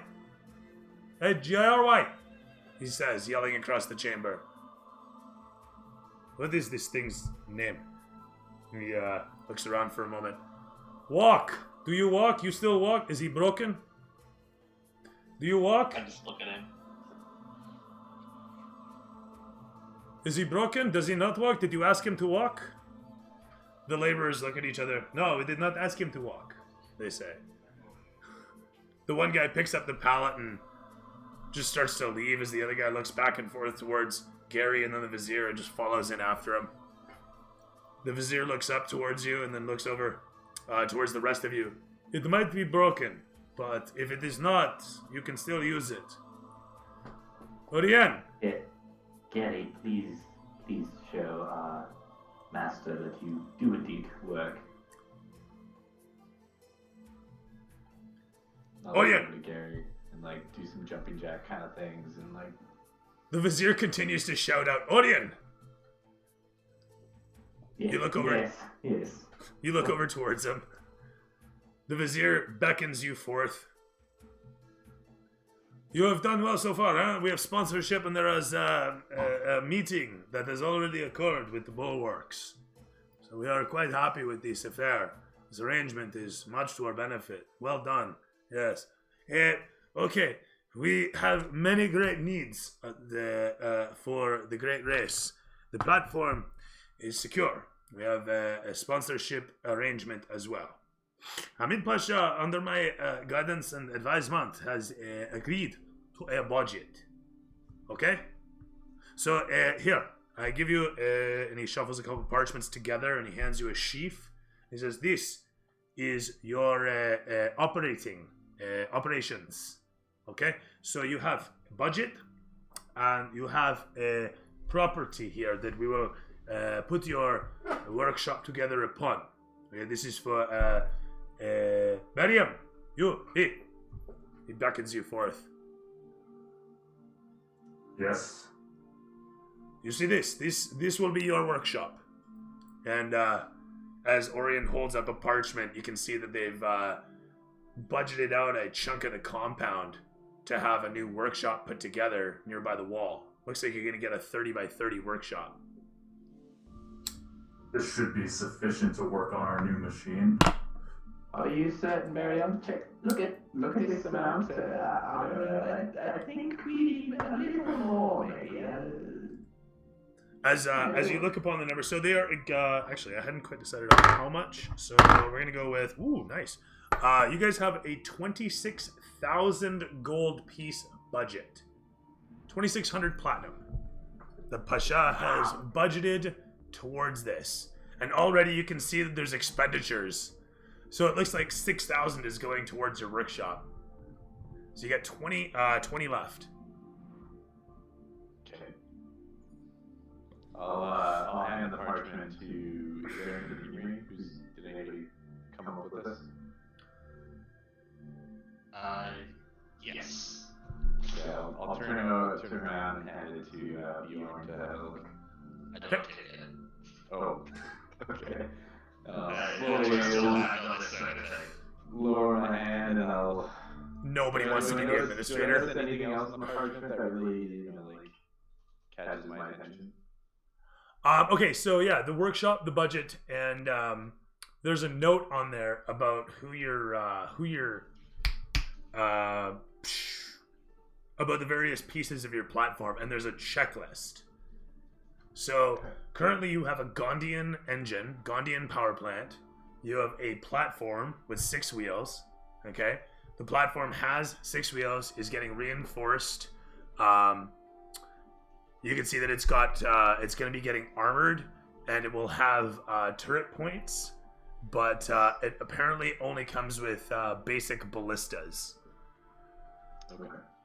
So with that said, it does have bench seating for the front crew of up to 4 people, and then of course the rest of the space at the back, where it seems that you can have up to, according to the notes on the sheet, it is meant to carry a complement of up to 10 people. Actually, I'll say up to 12 people. Yeah, it's a big tank of a vehicle that you're driving here. Like imagine Humvee, but even longer. Yeah. So where are we then? And then, so yeah, like I said, there's a note on there about the fact that you have a sponsorship with the Bulwark family. There's a couple notes about your platform and what it can hold. The checklist involves fuels, crew, pilot, black thumb, and then it has optionals. Navigator is an optional. There's a specialist with a question mark. And the vizier who's watching you read through it, he says, almost as if he can see where your eyes land. The specialists that you may consider are individuals who know specific legs of the great race. Those who have done the race before. Those who have experienced its dangers and lived to tell the tale. If you have something of that sort on your crew, chances are you win the day that much easier. Or at least survive. Yes, that could be very beneficial. We'll have to track one of these specialists down, I think. The first thing I would recommend is fuels, he says. We have no fuels. Pasha and me, Pasha and myself have both had many words about this. However, he has unfortunately burned bridges with far too many of the Gondian barons about. So fuel is difficult to come by, and good fuel at that. We can perhaps see a bit of crude for a few machines, labor machines. However, efficient fuels as the Gondian power plant you have. The diocese, it requires much higher, he looks through the parchments, octanes than we have. I'll look over to Barium, and after hearing this, Barium, what do you know of these engines, and what types of fuels should we be on the lookout for? I'm thinking if we don't show our allegiance, if we go in as neutral, maybe we can still strike a deal with these barons and obtain the fuels we need. Perhaps. You may be correct. just steal it. If it comes to that. That is what I was thinking, Gary. Do you feel these barons would have the top fuel, though? Or do you know of any other sources? Most criminal organizations tend to deal with the finest of goods, things that are typically banned from normal civilian use, so I would say yes. Stealing from thieves, a specialty of mine. Perhaps that may be a route we can take. I don't know what the rest of you think. You look at it as stealing, I look at it as, just putting it in better hands. Borrowing and not giving back. It's not theirs to begin with.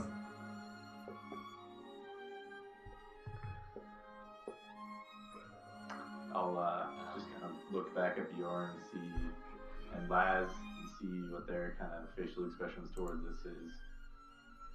I'm not thrilled about it.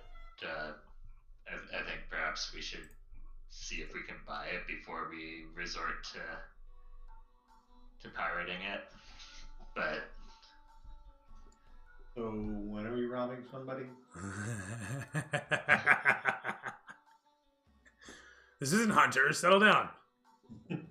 As with that few extra gold you made the other night there after my visit, we may be doing that sooner than you think. As he says this, you suddenly realize that the dice did feel heavier after all. On the one side, weirdly enough.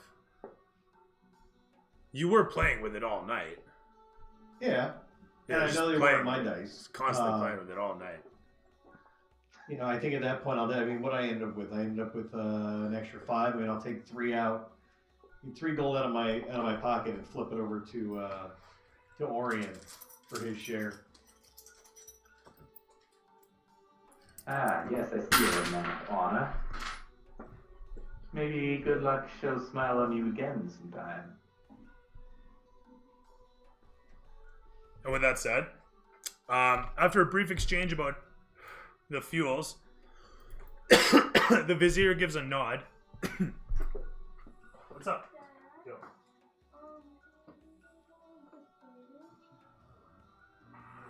Does anybody know where we get fuel from? I mean, is this thing taking like gas? Or do we, That's what I was given trying. that I don't know the background, like I don't know.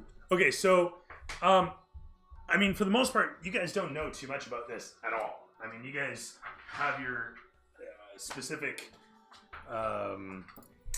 roles in society, and never have you had any encounter with actual like racing fuel or a fucking actual Gondian race power plant. That's incredible to you guys. Like it's such a wild thing to see something like that. Barium has seen things, read about things, encountered the odd neat thing here and there, being that, you know, it's his trade. But you've never had to mix fuel. You have no idea the first thing about refining fuels. I mean, you get the idea of how to set up regulation of fuel and the mechanics and the blah like that. You figured your way through and you learned something there, and that was great. It's gonna be a journey of discovery for you, just the same. If you wanted to get into actually mixing fuels and whatnot, A lot of testing and failing. So a lot of failing. So do we need an alchemist? What you need is basically, an alchemist, or otherwise formerly known as a fuels master.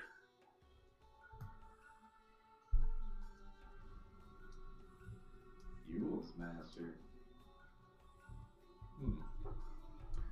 We're gonna have to figure out where to meet one of these types of people, as well as getting the fuel. As the camera pans against Orion's face, there's a spark in the back of your head as you remember a fellow mentioning a fuels master, a Mechanai fuels master that was going to be at the market and then the auction house. Oh, yes. Just dawned on me. And I'll look around to everybody. What? Before I helped our friend Laz out here with his gambling problem, I was doing some investigative work, well, trying to pick up some fine women. Trust me, I picked up a dozen that night at least. Had to turn them all down, though. So I found out that there is a chemist, a world-renowned chemist and his apprentice in the marketplace, coming perhaps today. We should probably go talk to them. The vizier agree. looks you up and down as you say all this. Who is this chemist? As Bjorn, you were saying? I say, I agree. Lead the way, little one. The vizier simply rolls his eyes. Okay, you know what you do. You go do. You let me know. You find fuels master, then this we check off the list. Yeah. His name is Gento Morsi, and his apprentice is Cora Ginsolo. Junsolo is here.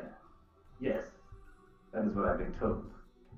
He thinks about this for a moment, and we'll see if the vizier, he's on his game-ish.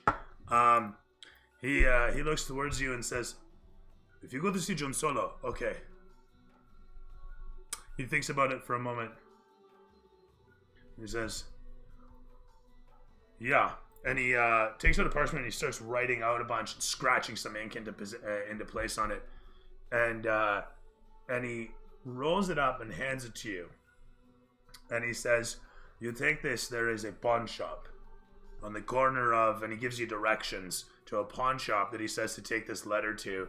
The man, he give you a small a clock, okay? You take that. Okay. You take that clock. You give it to Junsolo. Okay. And what will occur after we give the It is a- clock over to Ginsolo? It is a gift. It is a gift from Pasha Khan to him.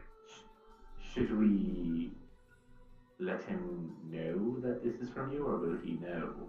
Is it one of those gifts? Yes. Okay.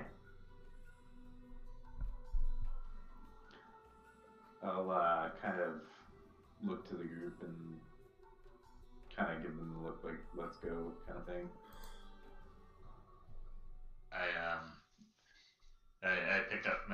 halberd and rest it on my shoulder and form in behind. Okay. Laz, would you do us a favor and give Gary a tap and make sure he's following orders? I'm still laying down on the pallet. Actually, you were standing up the whole time. Oh, really? Yeah. Oh, okay. Well, I break the pallet then. Screw that pallet. By the way, Gary, I noticed a bit of a bloody wrench left in the middle of the floor from the other night. Mind explaining that? Alos has that one. The Who camera knows? pans against the scene and the vizier looks up. You know something of this? And he looks over towards Gary for a moment. Is it malfunctioning again? Did we lose another? None that I know of. What is this bloody wrench then? Accident in the workshop, he says as he's scratching away on some parchments. Looks like it could make quite the weapon. I will admit, I was running to the bathroom late at night and I bumped into Gary. He had the wrench in his hands. It dropped on my big toe. It was a bloody mess, but everything is fine. The vizier doesn't say anything, he just keeps scratching away, apathetic to the situation. With that, did you want to go back and grab your wrench, by the way? I'd like to. I think Rick wanted it. Or Barry. Okay, that's fine. Who the fuck is Rick? Sorry. Shouldn't you have used your voice modulator for that? Not to be critical, but... Damn, the whole campaign. That was out of character. Out of character. Coming apart right there. The laces are off. That's it. This is all coming apart. The seams are done. We're coming apart at the seams. That's it. Right. So, as we were, Barium with wrench in hand. Montage is next to the rest of the crew as you guys make your way out into the streets. Did you guys want to all head together as one group to the pawn shop and then thing, or are you splitting up, or what are you doing? You all going together? I think so. Do Or you all want to go I am. together? Yeah, I think so. Okay. You guys make your way through the streets. As you come in upon this pawn shop, you see the sign there. It's a glass green circle. The place is called the Green Pearl. It's three green circles in the pawn shop arrangement, if you know what I mean. So the three balls of a pawn shop. Anyway, so point being, you come in towards it, entering it upon. As you come towards the doorway, you can see there's an old man situated outside with a bit of a small, with a bit of a cane situated between his hands, and he's just staring forward. He's got a derelict stare in his eyes as he looks ahead across the street. The street itself is not that busy. You're kind of down a side street off the main that's about 2 streets over, and as you enter in upon, there's a bell that rings at the door. As you guys come into the chamber, there's several shelves at the far edges of the place, laden with bric-a-brac of various sizes and shapes. Some of the shelves have cages across them, behind which sit small creatures of various forms, some furry, some hairless. You see a couple rats, cats, a dog. You can see over yonder there's a couple suits of armor lined up. There's a few blades, axes, a couple exotic-looking weapons, a whip, a flail. Looks like a large 9 tails of fiendish sorts with razors down the side, and a couple halberds. Like, there's quite the variety of stuff there as far as weapons goes. Not all of it clean, but the place doesn't smell. Actually, it does. It smells of, I should say, incense. And you can look up to see there's like actually a raft, like a dinghy, I should say, made out of wood and gildings, and it's quite fancy actually. Oars and all situated up there. There's a diminutive-looking fellow with stocky shoulders situated behind the counter, and you can see through an open doorway, an open set of double doors, a back room with a whole bunch of crates stacked up around, and a large Goliath figure stooped down, kind of staring at a bunch of the boxes. The back space there is actually a 2-story area with a full balcony, and of course the Goliath, he's brow to balcony, where when he stands straight up and looks at you guys, kind of doing one of these to look at you through the doorway, and then standing back up and looking around. He grabs a crate off the top shelf and brings it down to the floor level and rips it open, and he looks inside. Says, "No, not it," and he puts the lid back on and kind of bam, bam, bam, bam, bam, bam, nails the lid back into place, and then places it back on the balcony up top. At which point he puts a bunch of the other boxes up top and says, I don't think it is here, boss." And he comes in and he kind of like looks down through the door. "I don't see it." "It is back there. You have to look on the left, not you grab from right. You from the left. Hello. How are you? Hello? How are you? Welcome.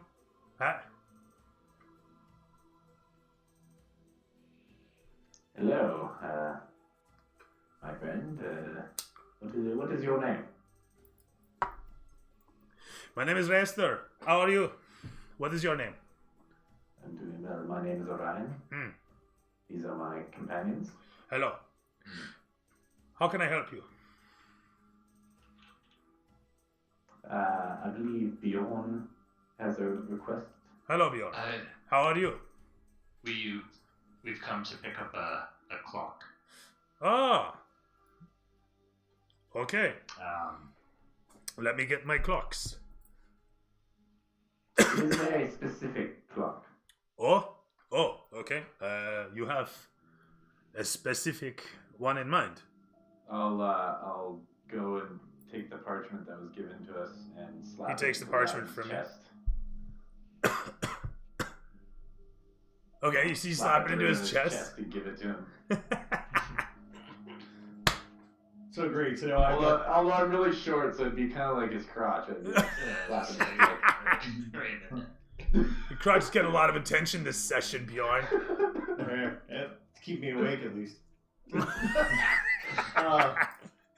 Yeah, so I'm gonna just take the paper off of my dick apparently and hand it over to the guy running the pawn shop. All right, my mistake. Sorry, wrong deck. Very good. Laz takes the paper from Crotch to Fellow, and with that, Fellow looks up towards Crotch and then adjusts for you, and looks back down at the parchment, gives a nod. Oh, Pasha Khan. Oh. He puts the parchment down on the counter, and he gets up off of his stool and makes his way over towards the one side. He looks down behind the counter for a moment. And he reaches in and he pulls a key off of his neck, and the chain kind of just breaks, and he doesn't seem to care. He pulls down and unlocks a cabinetry behind the counter there, sliding it open. A moment later, he brings a box out, puts it down on top, and he opens it up. And the moment he does, there's like a bit of a dancing of light that scintillates off of the open box, and he picks out a clock and looks at it for a moment, and he puts it down and he slides it across. And it's a pretty robust and gilded looking unit for being as small as it is. It's a small rectangular shaped thing with a bunch of swirling and whirling bits on the top carved into the wood. It looks like a bunch of tidal waves, kind of stylized. And otherwise, yeah, the front facade of it is a simple clock, and you can see and hear a bunch of mechanisms start up as he gives it a crank at the back and then pushes it forward. I'm going to pick it up. You do so? You do so, and you can hear it ticking away as the gears inside loudly clunk over each other. Hand it off to Orion. I'll just kind of like heft it, obviously, and like look at it. I'll turn and look over to Barium. Is this thing mechanical, magical? What is it, Barium? Is this the right thing? Well, hand it over to him and let him have a look at it. You receive a simple-looking mahogany clock. You can hear the mechanism inside. It's quite loud. Must be dwarven design, despite the wood carvings on top. You assume it to be a mixed labor, that is, one person installing the insides and another person carving the exterior. Probably sweatshop material, but still highly valued, given not a lot of sweatshops can support such a machination, as basic as it is. It's probably worth about 1,000 gold. Oh, okay. Your craftsmanship is pretty clean. The fellow behind the counter gives a nod. I look at him and I tell him how neat Bashikon thanks you and gesture towards the door and try and walk out. Before we leave, I'm gonna turn to the pawn shop owner again. Mm-hmm. Before we go, just curious, do you have any magical items, weapons, perchance? Perhaps. What is it you look for? There might be one in his pants for you. Ha ha ha! He gives a Very shake of his hips. funny, very funny. I don't know. What's the finest weapon you have? The finest May weapon. may I ask also, are you a gambling man? He gives a shake of his head and says, "Depends on what you mean by gambling. My career, as you can see, is a bit gambling all the time." I already have the dice out of my pocket. Bang! Oh, Laz, put away the dice. I meant to initiate you into an arm wrestling bout with the other Goliath I saw in the back there. Perhaps we could wager something. Nothing like a 2 humps of meat clashing arms and just giving their all to smash their own fists into a table. What do you say?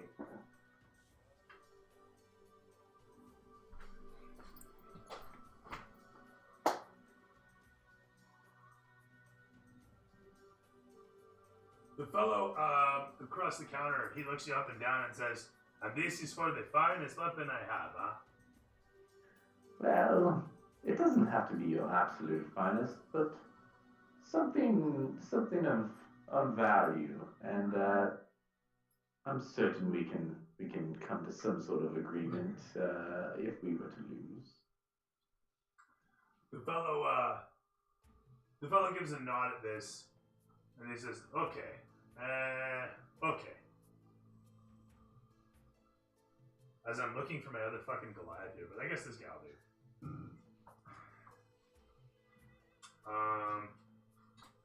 Where is it? This one, and Looks like Laz is getting a makeover. Yeah, I hope you're ready. what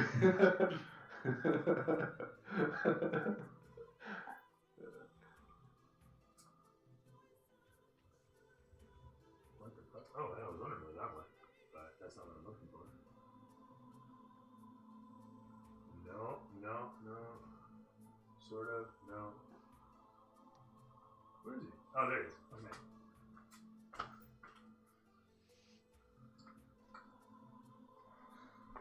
Okay.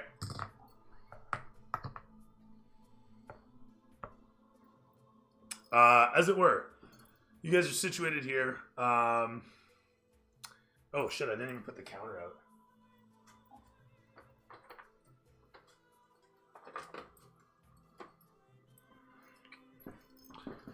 That'll kind of work. We need 2 of those.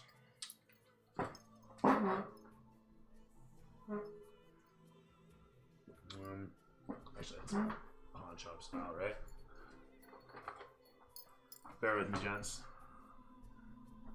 No worries. This is gonna be worth it. Let's do arm wrestle. All right. Champion for the century. Okay. So he looks over and says,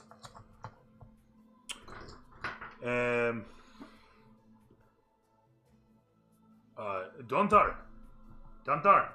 The guy comes walking through.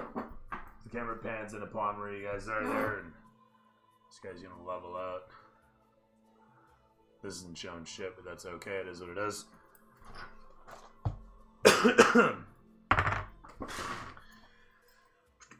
Where'd the guy go? Actually, I didn't even grab. He can be the shopkeeper here. So there's a shopkeeper. He's situated there. You guys, being as you are, the fellow says, "This man here, you want to arm wrestle you?" The fellow, the Goliath, obviously is like, "Oh, okay, arm wrestle." And the fellow says, arm wrestle. Oh yeah, okay. He looks around, puts down a knee, and the bench is the countertop's still coming up to like his waist, and he just gets set up there, and the fellow says, "Oh wait, I have to. What is it you offer in return if my man win? What is it?" At one point at Gary.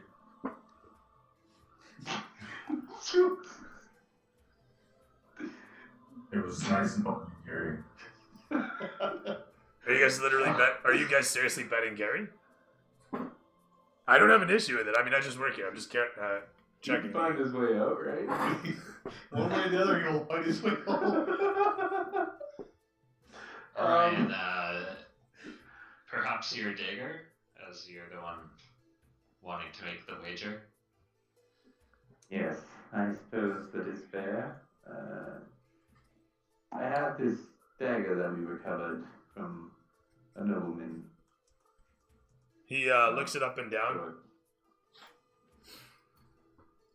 He doesn't even take it from you. Just kind of eyeballs it from where he's situated. He gives a shake of his head and then asks for it.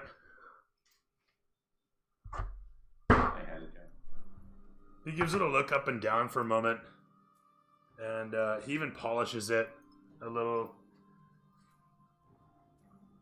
and finally says, "I give you 6 gold." And he puts it down on the counter in front of you. It was worth that much for me. But I show you this. He goes in from the back room. He actually just goes around the corner, and a moment later of rustling about, he shows up with a long stock crossbow that you don't realize is a crossbow until he standing there with this stick in his hand goes like this, and the whole of the arm apparatus twink comes out into position, and he kind of just bam hits a rod at the end that shtunk comes into position, and finally you watch as he locks that in place. And so with that all said and done, he then pulls the string back easy as you please on what is effectively a full-size crossbow, and just does it with one hand while holding the stock steady against himself, if you can imagine. There's a barrel unit, and he's pulling this slide back. And once he's got it there, he places it on the counter, and he gives an approving nod at it. As you look upon the stock of this wooden beauty with metal braces running the edges with nice pop rivets lovingly drilled in with little gildings placed around each rivet. Someone has taken the time to melt gold next to each silvered rivet that runs the brace. The slide that you can see is well tooled and has a chain underneath that seems to guide the shot and assists in pulling with some sort of crazy back and forth pulley system just underneath the slide, but inside the hollowed, you realize, stock. And as soon as you realize it's hollowed, the fellow says, "Go on, pick it up." I'll step forward and with your diminutive form, you reach up as my daughter might the counter, right? Just like, "Oh, Daddy, look," and grabs the thing off of the counter. Pick him up. And you guys watch as the diminutive figure of Orion Triggerfinger easily grabs a heavy crossbow off of the fucking counter, easy as you please, hefting it like a child might a branch of a tree. This The is a thing fine weighs piece of maybe equipment, 10 I must pounds. say. I'll tell you what, good sir. And I'll place the crossbow back on the counter. Tell you what, let's say this. I'm not sure if you know, but we are about to enter in the great race in one of the finest vessels on the sand. Perhaps if I were to clad our pilot and his crew in your logo, you know, on his vestments and all of his equipment, would that serve as something that you may be interested in should we lose this arm arsenal? The fellow looks you up and down for a moment. The Great Race? Yes, the great race. My logo on your machine. You mean my I sign? could get it on the machine as well, yes.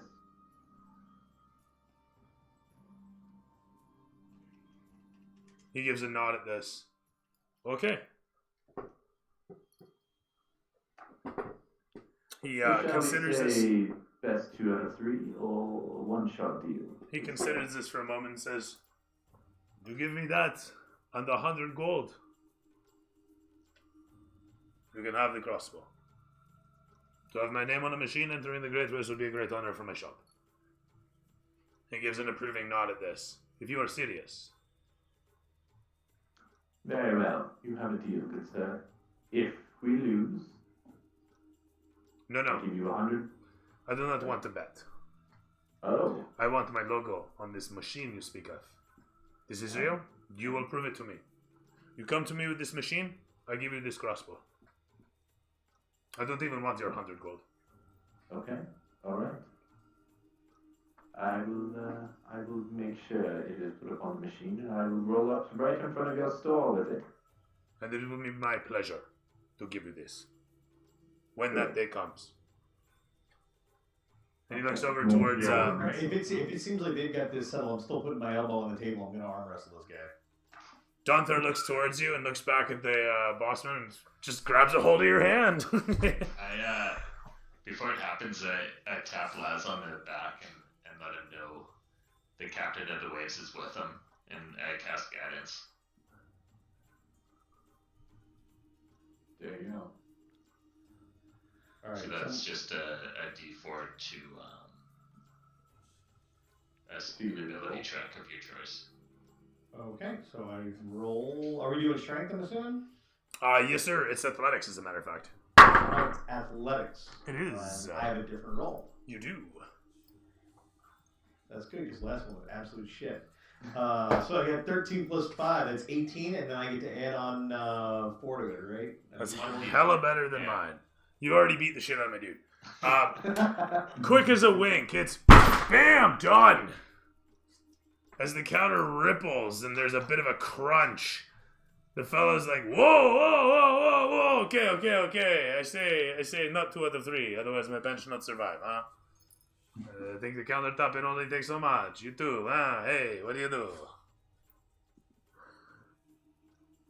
Nicely done, lads. With that said, the camera pans against the two of you as Dunther just lets go of your hand and gives a shrug of the shoulders as he heads off towards the back room once again. All right. I'm gonna start heading out. As you turn towards the door opens up, and some fellows walk in. A large minotaur with a massive sword on his back, and a large fellow, although human, with a massive axe on his back. And they walk in between a lot of you guys, kind of disregarding where you might be located. And the guy with the axe just kind of walks up, crotch to your face, Orion. And he's about a foot away. as he's looking through the back room, and the Minotaur giving no fucks about the Goliath, as you can see. Kind of just looks over towards Rester, who looks over and gives you fellows a nod and says, "If there is no more business, my friends, there is business I must attend to here." And the battle axe wielding fellow with his square jaw just folds his arms and gives a nod as he looks around the space, not paying any attention to you guys at all. You boys compensating for something? The Minotaur just gives a snort. Rester again says, "Gentlemen, I thank you. Go with the gods. Yes. Have a wonderful day." As I pass through the crotch of the person there, can I roll a sleight of hand to try and just like swipe something? Yep. Hold on. I'm just gonna play that. He's going underneath the Minotaur. Is the Minotaur wearing pants or like a kilt? Where we? Are you trying to grab his dick too? Yeah, that's all. You're about to get like a whole forehead full. All sorts of crotchety attention around here. Okay, so this guy's in fact wearing breeches. He does have speed holes up and down his legs, but he is otherwise wearing leathers, laced leathers. Okay. Yeah, as we pass through, I'll try and grab something. I rolled a 9. Oh, that's fine. His passive perception is gonna notice it. He's gonna roll a 7 to like swat towards you. You guys watch as there's a clumsy exchange between these two guys as this guy's trying to like duck under him and grab his money pouch, and the guy's just like, "What the hell are you doing? What are you doing? Hey!" Fucking leprechauns. I grab him right by the shoulders and come little one and start dragging him to the door. All right, sounds good. Did you see the size of his balls? Incredible.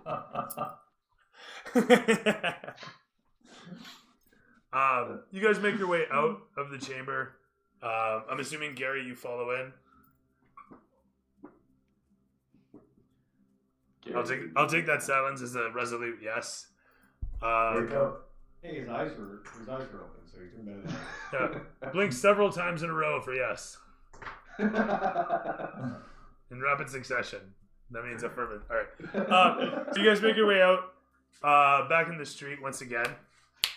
As you do, the population continues to coil and roil and boil all around. The city at large, doing what the city does. And you guys, I'm assuming, head off towards the auction house. Yes. Yeah. Very good. That is where we're headed. Terrific. And so you do, traversing the city streets, as you might, towards this auction house. Did you pull your shoulder? No, I'm always trying to do this, and it's like I'm trying to flex this muscle to bring life back into it. If I don't do this, it's a dead muscle. That's what I'm literally. And I'm going through like whatever seizings of the muscles and whatnot to kind of stretch everything around and get it used. Like the whole side of me is all weird and fuckered, but anyway, yeah. So it's 10 o'clock. I'm gonna call it there for tonight, gentlemen. As you're heading towards the auction house, where if there was a on next episode of, it shows you guys awkward amongst a population of well-dressed individuals with a couple large crates at the far end of a large space. As you guys are milling your way through, making your way towards a few individuals who are currently situated next to a bunch of crazy apparatuses that they seem to be actually hawking. And as you come into the chamber here and look upon this scene, you can hear the fellow shouting out prices as his voice echoes around the chamber. The crowd seem to be excitedly murmuring amongst themselves. Every so often, somebody raising a hand, becoming acknowledged, and the price of 11,200 gold pieces suddenly jumping up to 11,500 gold pieces. Do I hear 11,900 gold pieces? And so the guy continues on, rapidly shouting out whatever towards whomever, as people continue to bid upwards upon this massive apparatus of metal tanks and tubes, tubular structures stretching between them. It looks like a giant. It looks like a refinery setup of some sort right here in the auction house being sold in front of you. And as the camera pans against your faces, as the camera pans backwards towards the crowd, you can see you guys and your faces agape in the distance, and in the foreground, the satisfied and expectant faces of the two fuels masters down below. And the one says, "You won't regret it. We'll get a new setup in no time." And the camera cuts to black. Interesting. Ricky, what'd you like? I mean, I repeat this every single night that you ask. The storytelling is just phenomenal. Like, you paint a picture just extremely well, and that sets up the entire campaign for us. Gives us, options that are, things that we can think of to interact with, and I think that really helps us keep things entertaining for you as well. Cheers, brother. Right on. Alex, what'd you like? I really like the world building. There's lots of characters. Not all of them are liking us anymore. Yeah. And I like that we got a big checklist of things we need to do to guide us, but we're not really being forced to do it in any order. The sandboxy feels pretty fun. Right on. Cody, what'd you like? I really liked the opening. I like that kind of the scene behind the scenes for each character, what they're doing. I really enjoyed that. It kind of gives some backstory to like what these characters will be doing when we're not together, right? Like crotch interactions? Yeah. Or like me just like striking out on all the ladies at the bar, stuff like that. And then I can bring it, like I like being able to bring it into the story. It wasn't actually, I want to point out, it wasn't you striking out. There was shit all. Oh, okay. Yeah, no, there was fuck all. There's nothing to swing at there then. No, there was only gnarly bitches that'll sleep with anyone, and then the hookers. Right. And it's a sad state when the hookers are actually cleaner than, so I'm just saying. Fair enough. I just liked how, like, even though that happened, I was still able to use it in the story and dialogue with the group, even though their characters didn't necessarily know what went on. I love the revisitation. That was great. And then even like with the dice thing with Laz, that was kind of cool. Quick interjection? No, that was great. Yeah. That was cool. It was a small little thing, but it was kind of, I don't know, it was neat to. I'm 100% for that sort of shit. So Yeah. I try to make it available where applicable. Right on. Yeah. I don't know what your name is, dude. Which one? Guy who plays Gary. Snooter, is it? Oh, we call him Snooter. Oh, yeah. Alright, so what'd you like? I like the freedom of it all. It's like at the beginning where I just went on a complete tangent and killed the guy and stole stuff. Yeah, I don't pull punches. Like, when it comes to story or whatever. And I'm not worried about, like, oh, you have to die for this. It's like, no. Shit'll come out. Like, shit'll come out in the wash. But, it's not like, oh my god, you terrible person. No, I don't give a shit, man. I just work here. So, yeah, no, I like the directions that you give on. Sorry. Anyway, you were saying, and then I took over. No, it's what I liked. Let me tell you. That's what it's all about. Yeah, that was pretty cool. And also, like, kind of crazy how I got 2 nat 20s. That's always... It records everything. So, I mean, yeah. It's cool that you get the list. I like that. Especially about the digital roller. Nice. Yeah, that's about it. Cool. Sean, would you like? Yeah, the story's always awesome. I mean, the depth that it goes into. I mean, I'm always trying to keep up with my notes and writing what's going on. I'm still trying to figure out how to play my character and where he kind of fits into this. I did have a question though. Actually, going back on this, the group at the Minotaur, were they also ne'er-do-wells in town? Is this somebody we should have known, being, you know, Good basically question. basically part of the gang? Like, should we have recognized them as belonging to somebody else? Like, I kind of feel like there's something. I don't know if we missed an opportunity to ask that question. Well, I could have gone into like what's everyone's passive perception, passive insight, passive this, that sort of thing.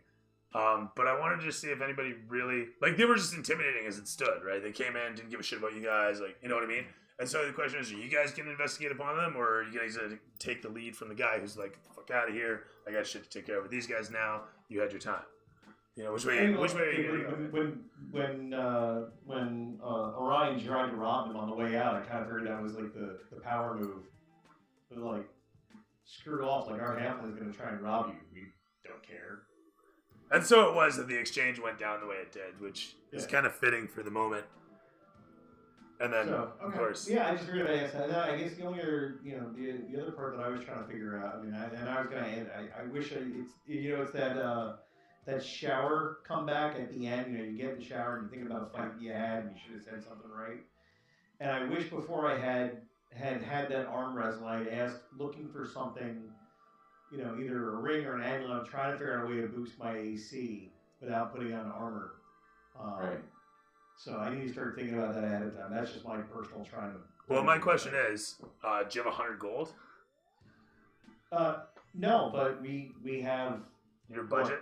We have 20,000 left in our budget, and we've got Gary just in case. Oh wait, is it 100? No, I think it's 1,000. Sorry, it's 100. Sorry, it's 100 platinum. It's 1,000 gold. I mean, I thought it would have been like, me personally, I thought it would have been funny if we had like offered them up Gary as an option. No offense, Gary, but we offered them as an option, and they won. They would not know the hell they brought down. Hey, that money's for the race car. Let's trade the robot. By the end of this session, Snooter's gonna be on a new character, and Gary's gonna be part of the machine. Yeah. We had to trade out the wheels. You can see his legs on the front. Does great, actually. Anyway, right on. I'm assuming everyone had fun then. Yes. Yeah. Right on. What I liked the opportunity to build the world and the characters and deliver that. I liked the setup through 2 sessions to have a sort of meaningful combat ultimately, like the way that Hunters played out. It's a slow burn each time, and the combats are somewhat meaningful. You know, tangents aside, tangents happen, but at the same time, I want those to have weight to them, and that's really what this whole thing's about. While I did say that it's going to be kind of balls to the walls as it is, it's still gonna, you know, there's still got to be a build up to that point. And that's the thing that I'm really digging is building that now, because you guys went through the introduction, established yourselves, etc., made your tweaks to your characters. Everyone's got a feel for it. Now it's, you know, it's playtime. So that's cool. I'm excited to man one of those freaking turrets. No, if there's one I thing, see how you do that, man. there's one thing I always loved doing. It was the race scenes in my old Kalimshan campaign, and I'm looking forward to getting back to that. So, yeah, turrets, engine failures, navigation glitches, and whatnot. It's a good time. So yeah. The cool thing, at level 3, I can make an Eldritch Cannon and place on the car. That'd be cool. I have one that shoots flamethrower. That's gonna be sweet. Has a 15-foot range too. Oh wow, that's quite good actually. Quite good. Just to understand, is this going to be like chariot racing? Like this is an all-out, like you're racing, but most of the time you're trying to kill the other people versus. Some people. By the way, the background picture is Gary being used as a wheel on our. I thought it was Toy Story, and then I noticed the Lego guy. That's hilarious. The hub. Hold on to it. He'd be like, hold on to it. The spokes with his arms. Just spinning at the waist. I didn't know I could do this. Yeah, no, it's literally going to be a giant race of different apparatuses. Some people will take a magic carpet, for example. You can race anything in the Great Race. It's just a matter of making sure you can go fast enough to keep up with the fastest guys, and not so fast that you can't navigate some of the harder aspects. You gotta have like everything. You gotta have the ability to dodge attacks. You gotta be able to go through places that require. If you're on the ground, you're gonna have to like cross, water and sand and dunes and whatnot, swamp lands, you name it. And then never mind rivers and lakes. Oh my. And if you fly, you're still gonna have to go through tunnels and caves and shit because that's part of the race, and it's just to balance shit out, right? So if you fly, you can't fly anything too huge. Although the tunnels in question, they're pretty much canyon sized. There's nothing small about the race at all. When you go through a tunnel, for example, it's a large underdark tunnel that you fly down into and through. Didn't Bjorn hear them talking about, fuel guys that can make things fly? Did I miss that, Bjorn? I don't know. I had met a mechanic and a crew of sailors. They don't know anything about ships, or the Great Race ships, but I don't really differentiate between ships myself.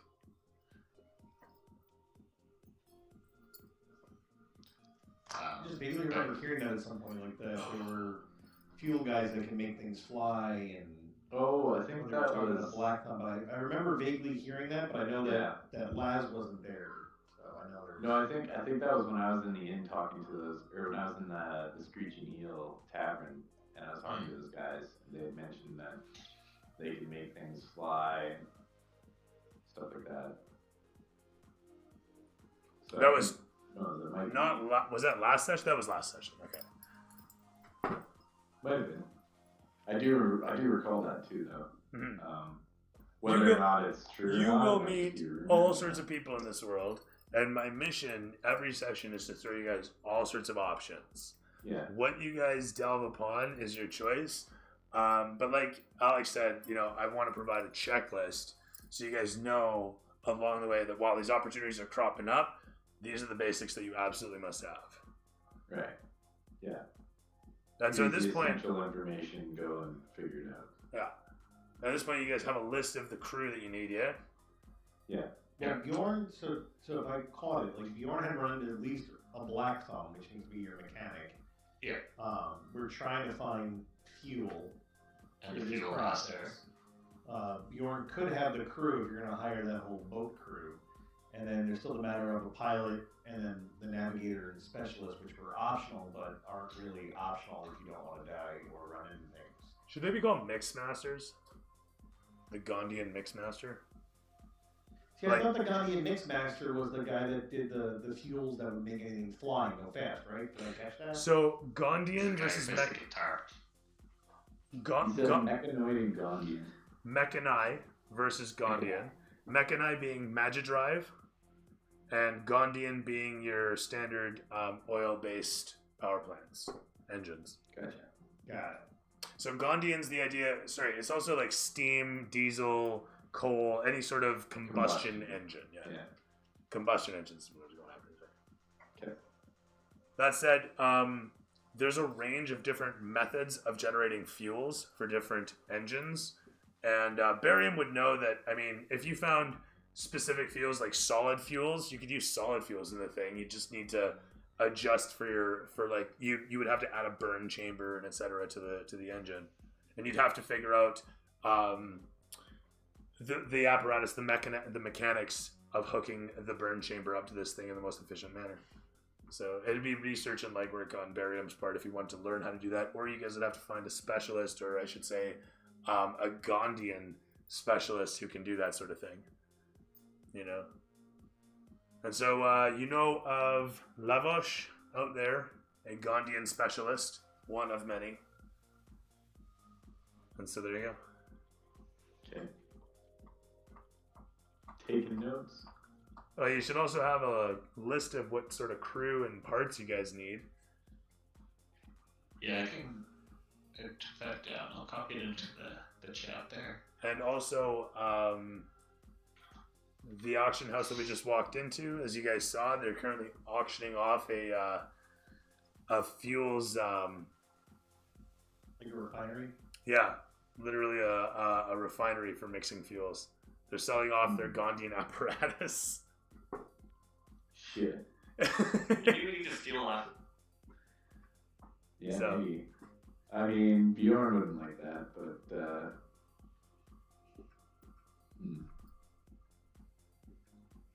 Now, just to check if I heard the numbers right, there's 4 up front and 12 in the back. That's what I heard. 12 total in the whole vehicle, so 8 in the back, 4 in the so front. it's 4 up front, 8 in the back. Yeah. Got it. Stealing from thieves isn't stealing. it's true. It's just taking. In the eternal words of Les, who are you robbing? Oh no. Take a back seat, Bjorn. I hope that wrench is useful to you, Rick. Yeah, What'd you once say? Crank someone over the head with it. Oh, that wrench all in, dude. Would that be What? considered like a mace? Yeah. I don't know. How would I do a roll with that? Sorry? It's got 2 football. With that wrench? Oh, that was I was gonna treat it as a club with a D6 damage bludgeoning. Nice. A 1d6. Yeah. Alright. All right, gentlemen. Well, Okay. Alrighty. my esteemed pleasure once again, and until next time, Mayor 20's always land on 20. Thank you very much, Have a dude. good night, Thanks everyone. again, Have a good sir. Cheers, guys. Have a Thank good you, night. sir. Until next time.